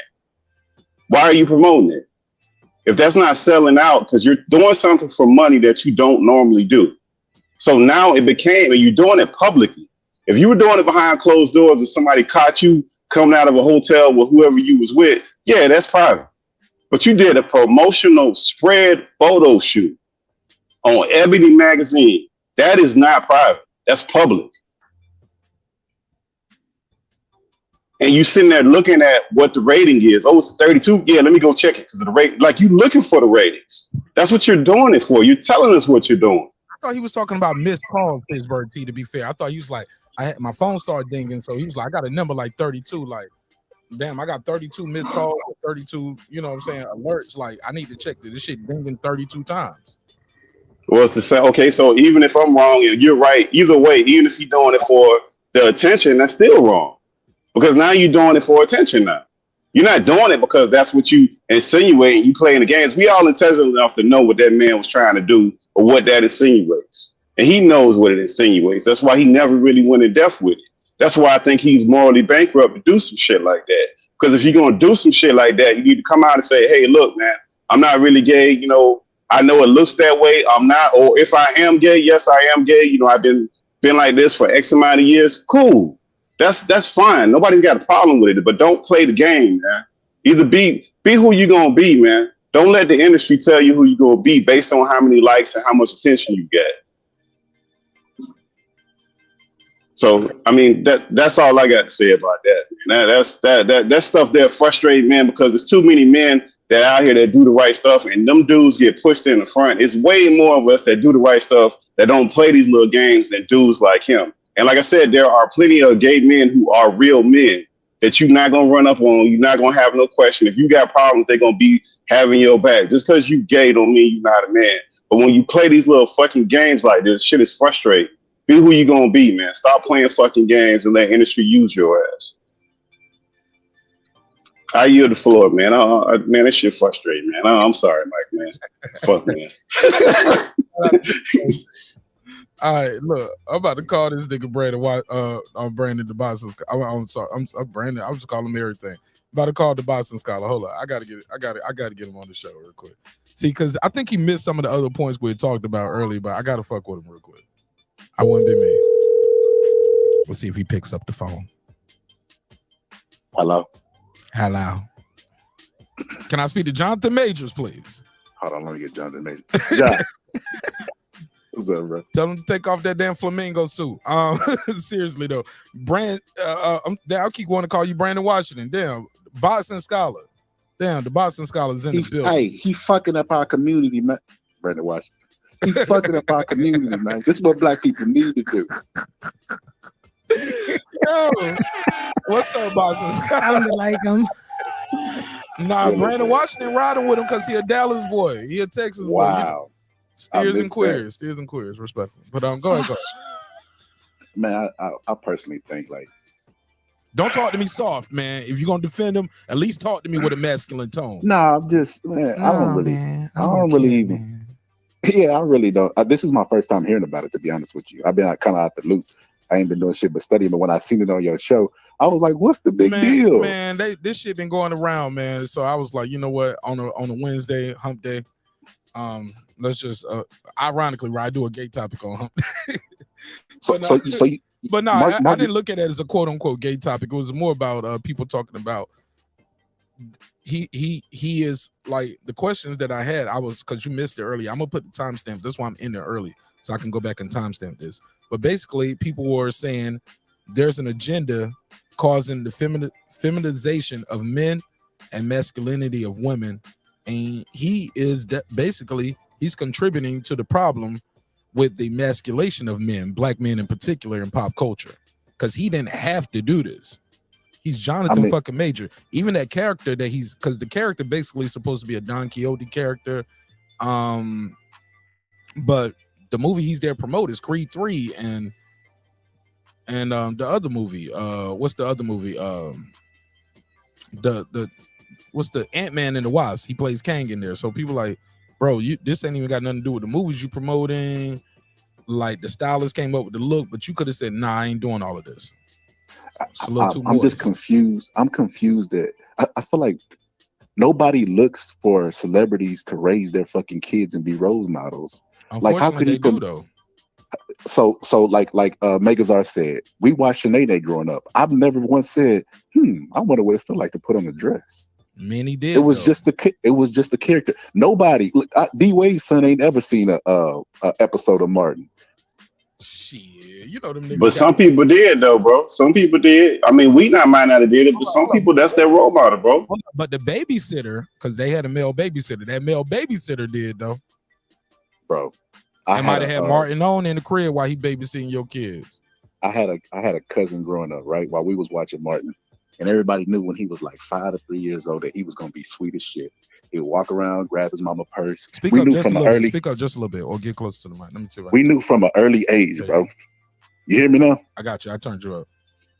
We knew from an early age that he was gonna be sweet. He grabbed his mama's purse. He walk around. He just did stuff that was out of the norm. At no point did he even engage in watching Martin with us. It's either in you or it ain't. Can't nobody watch a TV show and be like, I used to be straight until I looked at the cover of Ebony magazine and I don't know. I'm just so curious right now. Like I just feel like everybody be taking shit too serious. Celebrities are not don't put the responsibility of celebrities to raise and be idols for your kids. Let it start at home. Because my daddy is my hero. You know what I mean? Like propaganda is a real thing though, bro. And it is. Ebony magazine is targeted to who? The black community. But everybody not. But just because your daddy or your mama tell you something, don't mean kids listen to their damn parents, bro. Like, you know how many dudes think they gonna be part of BMF or they gonna create another BMF because that shit is on TV and it's a popping ass show. I'm positive nobody parents tell them God to be the biggest, best dope dealer you can be. But that's what's out there, bro. Like, that's a reality. Most kids not gonna. It's gonna be a section of people that's gonna follow that shit. Scarface influenced a whole generation of drug dealers. They was like, I'm gonna do everything except what happened on the second VHS tape. Yeah, so I agree that people sometimes want to. They don't know how to separate. They don't know how to separate. They don't know how to separate entertainment from real life. So I agree with that. But have you ever seen somebody who grew up that hated their father and ended up being just like him? We normally imitate what we seen growing up, or to the other extreme, like a Donald Trump. It's like, dude, like he don't drink alcohol and don't smoke cigarettes because he saw what the cigarettes did to his dad and what the alcohol did to his brother. But shit, you know, he still has his vices though. I don't think people are. I think people will go from one extreme to the other. Like, you can have a parent who's an addict and it'll make you not touch a drink. And you can have a parent who's an addict and shit, that shit is in you. One sip or two and it turns you to who you are. You know what I'm saying? You were who you were before you got here, some people would say. Is that what you mean? Yes, I 100% agree with that. I don't think that there's no amount of. I get propaganda is a real thing, but it to a certain degree. You're going to mimic what you grew up with, or you're going to do the opposite. Like you said, you're going to be like, I don't want to be abusive to my spouse because my dad beat my mom, or vice versa. You're not going to look to the movie and be like, Scarface used to beat that bitch. I'm going to beat that bitch. Yeah, but probably, that's all I'm saying. Yeah, but Scarface is one movie. Like, it's by design that China, and we look at China and Russia as our enemies. Mm-hmm. Most Americans look at China and Russia as their enemies because that's what's been pumped into you before you even got here. Yeah. Like that, like I think Pittsburgh T was talking about they just started making military movie showing black guys like doing positive stuff too. Like stuff like cigarettes too, bro. Cigarettes too. Like in the 60s, those movies in the early 60s, all them old westerns like your parents used to watch, your granddaddy used to watch, they smoked cigarettes like a motherfucker. You had like a little flask with some drink in it. And then you went in the street and people were mimicking that shit. Most of those were smoking cigarettes. To the point, point where the cigarette industry got sued by the government, basically the same government that allowed them to do it, sued them and said, "Hey, y'all can't put Joe Camel on. Y'all marketing the kids. I didn't even know you was marketing the kids. I just thought y'all was just selling squares." No, and now they have to pay negative ads. Yeah, but it was everywhere. It was in the movies. It was in the ads. It was everywhere. The same thing with this situation with this dude. It's not just his ad. It's his contribution to this, and it might not even be honest. That's the other problem with this. But even with that being said, it goes back to entertainment versus reality. The entertainment made it look cool. But the reality was motherfuckers had holes in their necks, and that cigarette where they had to be like, all right, I smoke cigarettes. And that was the reality of it. That made a lot of motherfuckers not want to smoke. Same thing with the China shit, right? So, of course, every movie I've seen, the Russian is the villain, right? And even when they talk, Germany, it sounds like they could be having a normal conversation about French toast, and it sounds like they up to some evil shit. But if I ever met a Russian dude, I wouldn't grab my gun and shoot him just because he's Russian, because reality versus entertainment is different. I have a rational mind. I would be like, I'm not gonna shoot him just because he's Russian. Yeah, but you are gonna not trust him though. Like you're like, damn, this no, not even that's not even the case over here. No, I give him a chance, man, because like I know that entertainment is just entertainment. I know the line, like, yeah. So you put me onto a movie not that long ago, Mark. You remember what they were doing that voice, the telemarketers? Oh yeah, that shit crazy as hell. That dude in that movie is gay, but it doesn't make a difference. Like I still like his work. He was in that movie, The Harder They Fall, with this guy that we talking about now. Yeah. They might be. It's not true. O'Keefe or whatever. He ain't gay, is he? Yeah. He came out. Oh, he did. Oh my God, are you serious? Hey, I see. He's married. You talking about the black guy that played Lakeith Stansfield is married. Oh, he's with Exosha Rockwellmore. I thought he was gay. Let me look him up. He's been engaged. They got engaged December 2022. Yeah, he's engaged I to might his have, model. I might have mixed that up, girl. I Behind the like mic. Lakeith. Right. Don't break my heart. Don't break the Thank God for fantasy. Google. You're right. Hey, yeah, look that up for me real quick, Mark. Yeah, I got it right here, bro. Thank God for Google, because y'all would be out here putting out some Yeah, shit. don't do my Lakeith ID. It's him and his fiance. They got engaged in December. They've been together in a relationship for quite some time. Damn, where I get that shit from then? He had another fiance that he was with since 2015. Her name was Kashmir Trice or Treese from Spelman. She graduated with a master's degree from Harvard. He's featured in. She's like that's his old fiance. She went to Harvard. Damn. She's a model for Ralph Lauren. Limited. Okay, go ahead. So yeah, what you on, man? This nigga keep him a bad bitch, nigga. Well, you stop that shit. Yeah, he ain't. But why this dude did that? But why this dude did that spread if he's not gay? Like, why did this dude do? What's the point of the spread if it's not promoting the movie? It's not promoting the book. Why did he do this whole photo shoot that he put out that looked feminine as fuck? He got him a sister. Come on, man. Shame on you. Hey, why does that matter though, bro? That's what I'm trying to say. Like, It's in public, bro. It's in public. You got kids watching you. That's why. And he's not. So I got to put a case on him. Oh yeah. We already established that. I could have been wrong on that. I didn't know that. But he's saying why do we care? He's saying why do we care? That's what he's saying. And Pittsburgh TV replies that once it's in public, the public has a right to have an opinion. What do you say to that, Boston Scholar? Somebody has a right to have an opinion about somebody else. Like you can have an opinion. That doesn't mean it's valid. It's their life to live. Somebody somewhere has an opinion about how you should live your life, and you're not in the public. Do you give a fuck about what they say about how you should live your life? I'm not getting money from the public, bro. If you get money from the public, go ahead. Hold on. Whether I personally give a fuck about it is no. Do they have a right to have an opinion about my show? Like, I'm live tonight. I go live weekly, right? I talk shit up here. I say some wild, crazy shit up here. I expect the comments to agree with me or disagree with me. Some people gonna click the dislike button. Some people say I ain't fucking with this nigga. He crazy as hell. I know that's what comes with being in the public. That's why I don't put my wife and my child in public. Like, something has to be private and sacred. You know what I'm saying? Something got to be for you. But once you put it out there for the people have a right to have an opinion about it. And you can't be up there, man, stop criticizing me. Or stop picking on me. Or why y'all hating on me? Man, you going to get some hate with it. Man, they hated on Jesus. If you believe in Jesus, right? I know some people are not, but like, I just know that's what comes with being in the public. It seems like you saying we shouldn't talk about it at all. No, I didn't say don't talk about it. I mean, but a while ago he was getting worked up. He was like, it just drives me mad. Like, don't be up at night thinking about somebody else. Like, bro, relax. Like, shit. My problem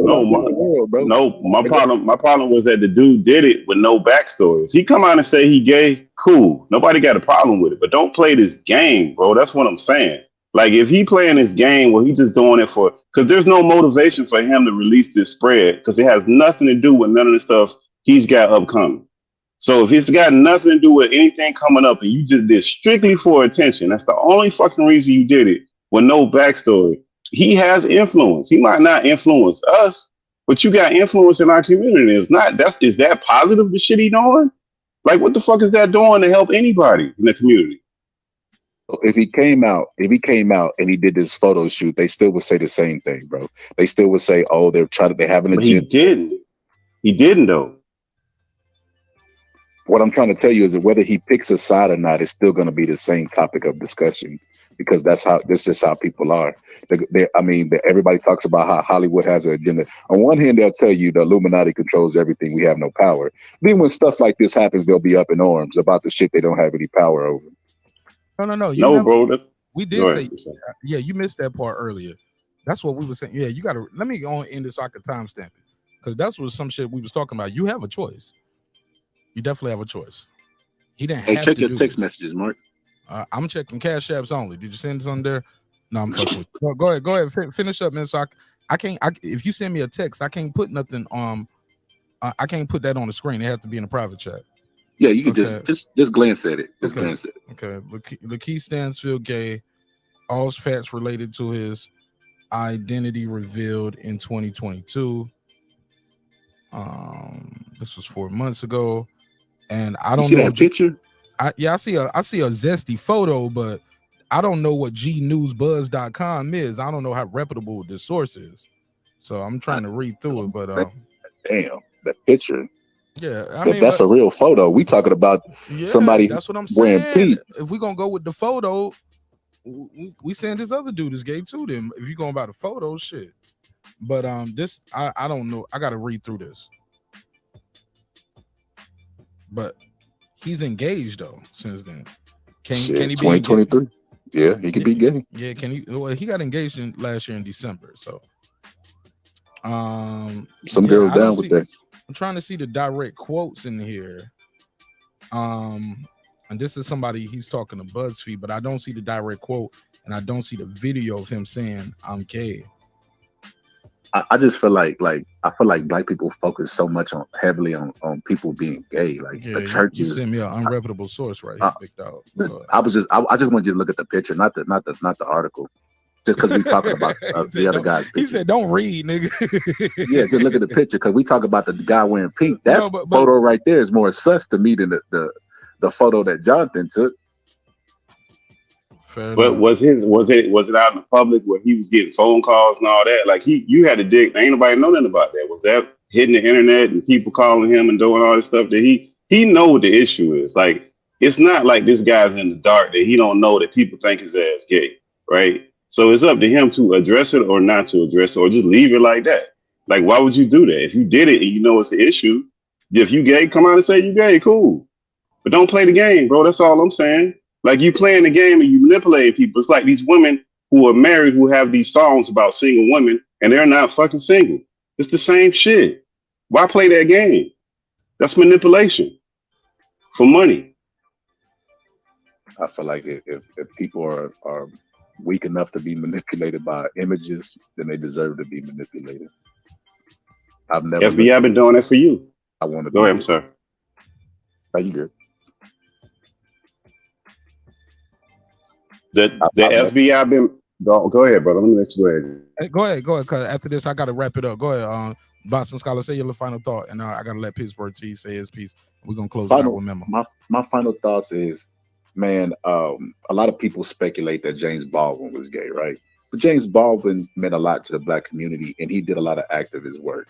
He never fully came out and said he is or he ain't. To my knowledge, could be wrong. Got to Google it, but he did a lot of good for our community. Yeah. And I feel like people focus too much on what somebody does in their bedroom, and I think that's weird to me because I'm such a private person. Like what I do in my bedroom is my fucking business, and what you do in yours is yours. That's why we walk around with clothes on. That's why nobody's dick hanging out of their titties hanging out of none of that, because we're private creatures, but everybody wants to know what somebody else is doing in the bedroom.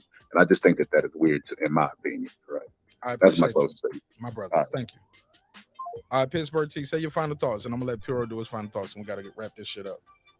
Yeah, as far as the James Baldwin, I only brought up James Baldwin to say that you can be gay and still possess traits as a man that everybody respects.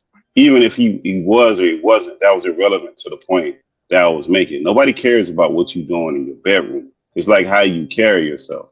And if you're portraying an image and that's not who you truly are, then you're literally selling yourself out for money. That's what that is. That's what that looks like. You can say it's for drugs, for be a fake gangster, to be gay, to be anything that misrepresents you for money. That's what it is. But we're in a society now where capitalism rules. And if somebody does that and they say, oh man, but I got $10 million. Well, I would have did it for 10 million. You get a lot of people say, I would have did it for 10 million too. That's the problem with the society we in right now. If you're doing something for money and that's not who you truly are, and it goes against some moral codes that you don't have, then hey man, I don't know what to tell you. If people are morally bankrupt. I appreciate your show, Mark, man. I'm gonna go ahead and slide on off. Pittsburgh T, man, I'm gonna hit you tomorrow, bro, because this shit is wild. Because hey, look, for the people saying I don't watch TV and I want to do it, yeah, it ain't you watching TV and want to do it. But let's say you're a content or a person who does creative shit, right? Mm-hmm. I've never seen so many guys who quote unquote say they ain't gay do the Tyler Perry route on like TikTok, Instagram. That's what I'm saying. Why? I don't get that either, Mark. I don't get it. They trying to create a Medea type character, like because they seen Tyler Perry's success. No ideas original. like, so they was like, shit, if his work for Tyler Perry, he just didn't do it one time. Like, he created a whole character and he stuck with this character, and that was his character, the Medea character. And from there, he became damn near a billionaire. I don't know if he's a billionaire yet, but close to it, based off that character. But we'll talk later though. Appreciate you, bro. All right, bro. Hey, good night to everybody. All right, good night. Well, shit, you're a member, so I think I'm gonna do a members only pop up, man. I got an idea. Somebody sent me some information, so I might do a members only pop up about that after I run it through the fax machine. Go ahead, Porto. Give me your final thoughts. What's up? Hey, what's going on, Mark? How you doing, girl behind the mic? Salute to the chat. My bad. Shit, man. As soon as I hit enter the studio or whatever, bro, I heard it's like you're about to shut it down. So I'm like, fuck. Oh well, but I've been yeah. I mean, it's not the most horrible thing I've seen a guy do. I mean, is he gay? I don't know. He's Clubber Lang, right, in the new movie? Kind of like a Clever Lane type character. Yeah, I guess you could say that. Yeah, I mean, I've seen worse, to be honest, but I mean, like, to each their own. But he's not Clever Lane, though. He got his own character. Because this is Creed. This is a whole different story. Like, it's a whole new franchise. And I'm excited about seeing it, man. I'm gonna get Stitch Durand on the show before the movie drops. The movie drops on 3/3/23. So either I'm gonna get him on right when the movie drop, or I'm gonna get him on after the movie drop. I probably need to get him on after the movie drop, after we seen it and talk to him about the movie and his role in it. Because I'm sure he has a small role in it, but he's still a part of it, you know. Promises, bruh. We'll see. I mean, I think he's been on the show 3 times so far. So damn, man, I missed him all 3 times. Then shit. Okay. Yeah, and he's Latino, so you hate your own people. Yeah, I'm putting a case on you, brown man. Brown man. That's some funny shit, bro. You got me on that one, bro. Do y'all feel like that happened? Let me ask you this before I let you go. Do you see that in the Latino community as well? Like with your Mexican brothers and sisters, do you feel like it's an agenda like pushing them to be more feminine and make the women more masculine? I mean, to be honest, Mark, I don't think it's like a cultural thing. I think it's a man thing, bro. I don't know. It's just, to me, it feels like, I don't know. To me, it just feels like it's just like a really kind of like effeminate, like kind of like time we're in right now. I mean, I don't know. I don't know what that is, but I mean, I see it from all walks of life, to be honest. I appreciate you, bro. All right, then, Mark. Thank you, man. Yes, sir. Go ahead, Memory. Take us on. All right, great conversation. So my conclusion about Jonathan Major, I honestly feel like he was maybe doing it just for the art of doing it. It was nice to hear people say that he was in inspiration of an anime character. I don't know who this anime character is, but I guess it just sheds light. Yes, the other side is, well, this is not the movie he's promoting, but perhaps it's him. He's promoting him as an actor. I would still also want to hear what's the inspiration behind that alleged anime character. Maybe that's his childhood friend or hero, a character he looked to, and he's 33. He's a younger millennial. Probably just free and fluid in terms of he's looking at it from a thespian level. I'm not making a justification for him, but he definitely does not come from the era of probably where he would have to think twice, like, if my parents see this, or, because it seemed like when you're saying he was getting all these phone calls, he wasn't like, yeah, I was expecting it. He was just kind of like, the phone was ringing and it was going up and I got a baby. And so he checked. So I'm going to chalk it up to the game, to the art. Is it an agenda? Coming to find out that people have options. They don't have to do that. I think it's an individual thing. I think the same thing, right? People want to, we want to call it selling themselves or getting to the top of Hollywood, however that looks like. But I guess that's what it's about for some people. And some people want to maintain their integrity and dignity at all costs and don't want to do those types of roles. So that's what I'm looking at it. Trying to think about what else we're talking about. Yeah. So there we have it. Do I think that Jonathan Major is gay? I don't think he is. He don't come off. And then when I heard him talk, I was like, oh yeah, okay, I see why. My phone going off. It was like 32. It's like, man, I never even seen it. Like, I got a child, so when I get 32 messages, something had to be going on. I was like, man, what happened to that? What happened to that voice like this? Like, He was sounding like this in the movie. Nigga get on camera and be like, So I wore that pink child. And I had that red lace on my chocolatey skin. like, nigga, never heard of it. Like, what's going on here? That voice took all the sexiness I thought he had. The voice melted it away. I was like, oh no. Yeah, stick with man behind the mic. He deal with what you got to deal with. At He's least, that, right. He sounds manly. at least you know what you're dealing with. There ain't gonna be no dookie on it.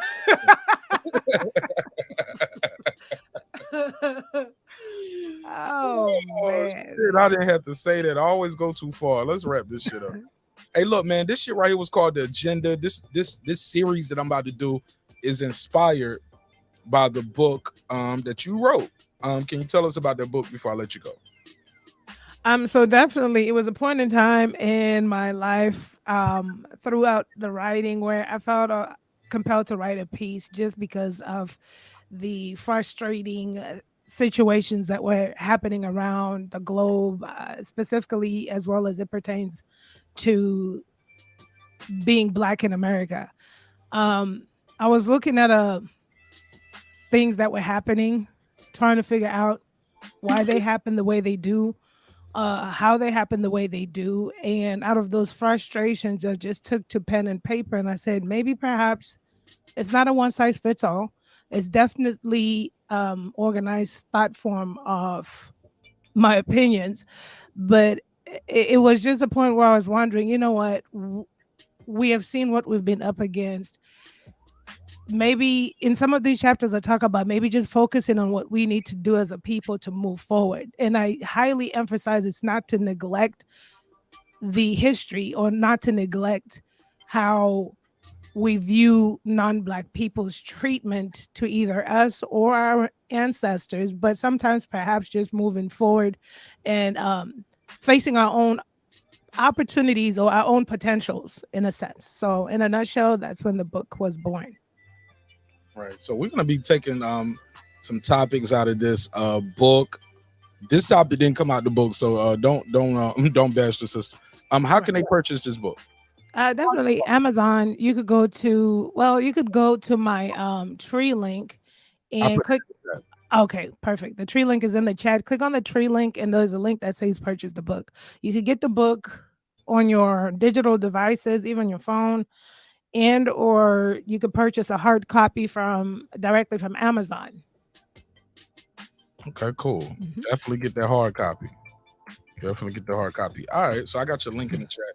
And so we're gonna be doing some of these agenda type topics, and we're gonna break this down more as the show progresses. If you guys like the content, let me know. You got an idea for the topic, but definitely Memory will be trying to co-host these with me as much as she's available. I'm trying to get her out of her shell. That first hour, I know she was like, man, drop the link, bro. Drop the link. I'm done. Like, shit, I ain't got nothing else to talk about. We don't went through the 5 questions. Shit, drop the link, motherfucker. You know what I'm saying? So I dropped the link. Dropped the link to stretch the episode out a little bit. But I really enjoyed you, my sister. Thank you so much for your time. Thank you for your energy. Thank you for your support and your dedication to making this show a success. I couldn't do it without you, especially this episode. Absolutely. Shout out to you, Mark Nash, in the chat. Love you guys.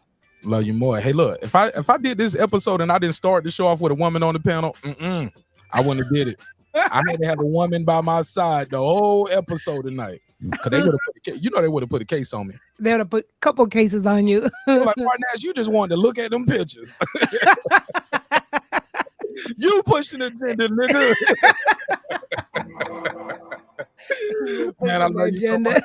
Yeah, I love you so much, man. Appreciate you, man. My birthday in 4 days, y'all. So we're gonna have a real good time on that day. It's the 27th. So I look forward to y'all, man. Pull up on the birthday episode, all right? All right. Peace. Bye. All right.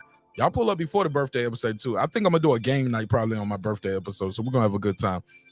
All right, well, it's your man Mark Nash, another great episode of Breaking Beats, where we break down business, entertainment, art, technology, sports, and anything else you and I feel like talking about. It's a hip-hop political sports show with a comedy twist. Let me say that again. It's a hip-hop political sports show with a comedy twist. We like to let the jokes fly because life is serious enough. Like, yeah, hip-hop is going to be in a little bit of everything we do over here. We definitely gonna get into some politics, and we're gonna have some uncomfortable conversations. But as always, we definitely gonna lock in on the sports, and we're gonna have a good time while we're doing it. So appreciate you all for your time and energy. I revamped my intro a little bit. You know what I'm saying? So I'm gonna run the intro after I do this neighbors only roll call. We got a survey in the chat. The survey in the chat says this. These are the results from the survey. Is there a Hollywood agenda? I don't know why I misspelled. I misspelled it. I changed some things around. Is there a Hollywood agenda to emasculate men? 81% of the audience says yes, there's a Hollywood agenda. Got 74 votes. Didn't get 74 likes on this episode. We tried though. No, people are just chasing the bad. 19% of you guys said nah, it's just people who are individuals. But 81%, a resounding 81% says Martin Nash is an agenda. All right. So let me do this neighbors only roll call, and I'm gonna roll the outro out, the new outro. And yeah, man, I look forward to seeing y'all on the next one. If you are a member, if you are a channel member, I might do a pop-up real quick. I'm gonna call Shan real quick and give her the news that I got. If she want to do the pop-up with me, I'll do a pop-up real quick for about 30 minutes to an hour with Lady Shan, and I'll drop the link, let y'all kick it with us. If you are a member, to the channel, again, you have to be a member to see that episode. You won't even see it pop up unless you're a member. So let me do the neighbors only roll call to all the members, because without you, the show would not be the show at this level. I mean, I would still have a show now. It just won't be this dope without y'all. Y'all make this shit popping, man. So shout out to all the members, aka the neighborhood, the neighbors. What up? Y'all show love and support to me, and I'm gonna continue to show love and support to you. Let's give them all a roll call. Shout out to Lennox Lewis, aka Ben Adams. What up? Miss Queen Sunkissed. What up? Rockman. What up? Wanda Villa. What up? Beyond the Ring with Nonito and Rachel Donaire. Great topic again today. Y'all check that out. What up? Kansas City Mac. What up? That guy Eclipse 330. What up? True Media Today, USA Boxing. What up? Tar Heel Resin. What up? Puto. What up? Stephen Bateman in Australia. What up? Food Revolution. What up? C Jones 0224. What up? KP from KC5. What up? TJR. What up? Matt Wade. What up? DJ. What up? Carmen Serene. What up? Ill Status Boxing. What up? Ace Retro. What up? I'm sorry, I'm reading something somebody just texted me. Ace Retro, Tank the Sweet Science Examiner, Beyond Above Media, Pittsburgh T, you killed it tonight, bro, and really enjoyed your conversation. SF City Slicker, I Know Boxing, Boxing Lounge, It's Mex, Mike from Boston, Ride of the Storm, Here to There, Taylor Bell, Maddie Yoel, Cliff Bailey, Con Shonery, Lisa Bells, Cooking with the Champ, on the mic with Terrence Bailey Sr., HOD, Cooking with Sir Sr., Brandon Washington, Lady Shan Dundam Season, D Bevel the Champ, and of course the big fish himself, my good brother Derek Lincoln. All right, man, I love y'all. Hope you love yourself. If not, guess what? God loves you. So does Martin Nash in the neighborhood. Yeah. She said members pop up. Hell yeah, I might got something for y'all. It's some speculatory shit, but we can talk about it for a little bit. You know what I'm saying? It's some speculation shit, but some bots and gossip that just hit my line. So I don't want to put the news out there because I don't want to put out fake news, but I'll do some gossip with y'all on the members only side of the game. Why not? Let's talk about it. Always remember, respect is free. Disrespect gonna cost you everything: your family, your freedom, your finances. Most importantly, your life, man. And your reputation. You know what I'm saying? So let's all show each other love. Let's show each other respect. As long as we keep it somewhat respectful, we can come back and do it again. I got a link in the description where you guys can, and ladies, you can get this shirt in pink too, fellas. If you want this shit in pink, you can get this shit in pink. We got pink versions of it too. There you go. You can get you a Dreams Require Your Sleep, Goals Require Your Effort. You can get you the Martin Nash shirt. Get you all the, matter of fact, no, these only come in 3 colors: black, red, and blue. Kept it gangster, nigga. But yeah, Eric, and I think this only comes in black. But this right here, yeah, you can get you a pink Martin Nash shirt. Yeah. Dreams require your sleep, goals require your effort. So with that said, I love y'all. Hope you love yourself. If not, guess what? God loves you. And so does Martin Nash in the neighborhood. Let's roll this outro. Lady Shan, I'm about to call you real quick. and then I'm gonna start this motherfucking show for this members only. All right, and like that, we're gone. Sometimes we're gonna agree, sometimes we're gonna disagree. But one thing's for certain, two things for sure, homeboy. Never forget this. I built this shit. Me. Brick by brick. And I'll be damned if I let you tear it down just because you don't like the way another nigga talk. Oh, yeah, and Snowfall just came back today with a new season. So cool. I can't wait to see that tomorrow. All right, drive, motherfucker. I hope y'all like the new outro. Same beat, same style, just change some faces up, some familiar faces for the audience. Let them know we working out here, baby. Let's get it. This that squad side.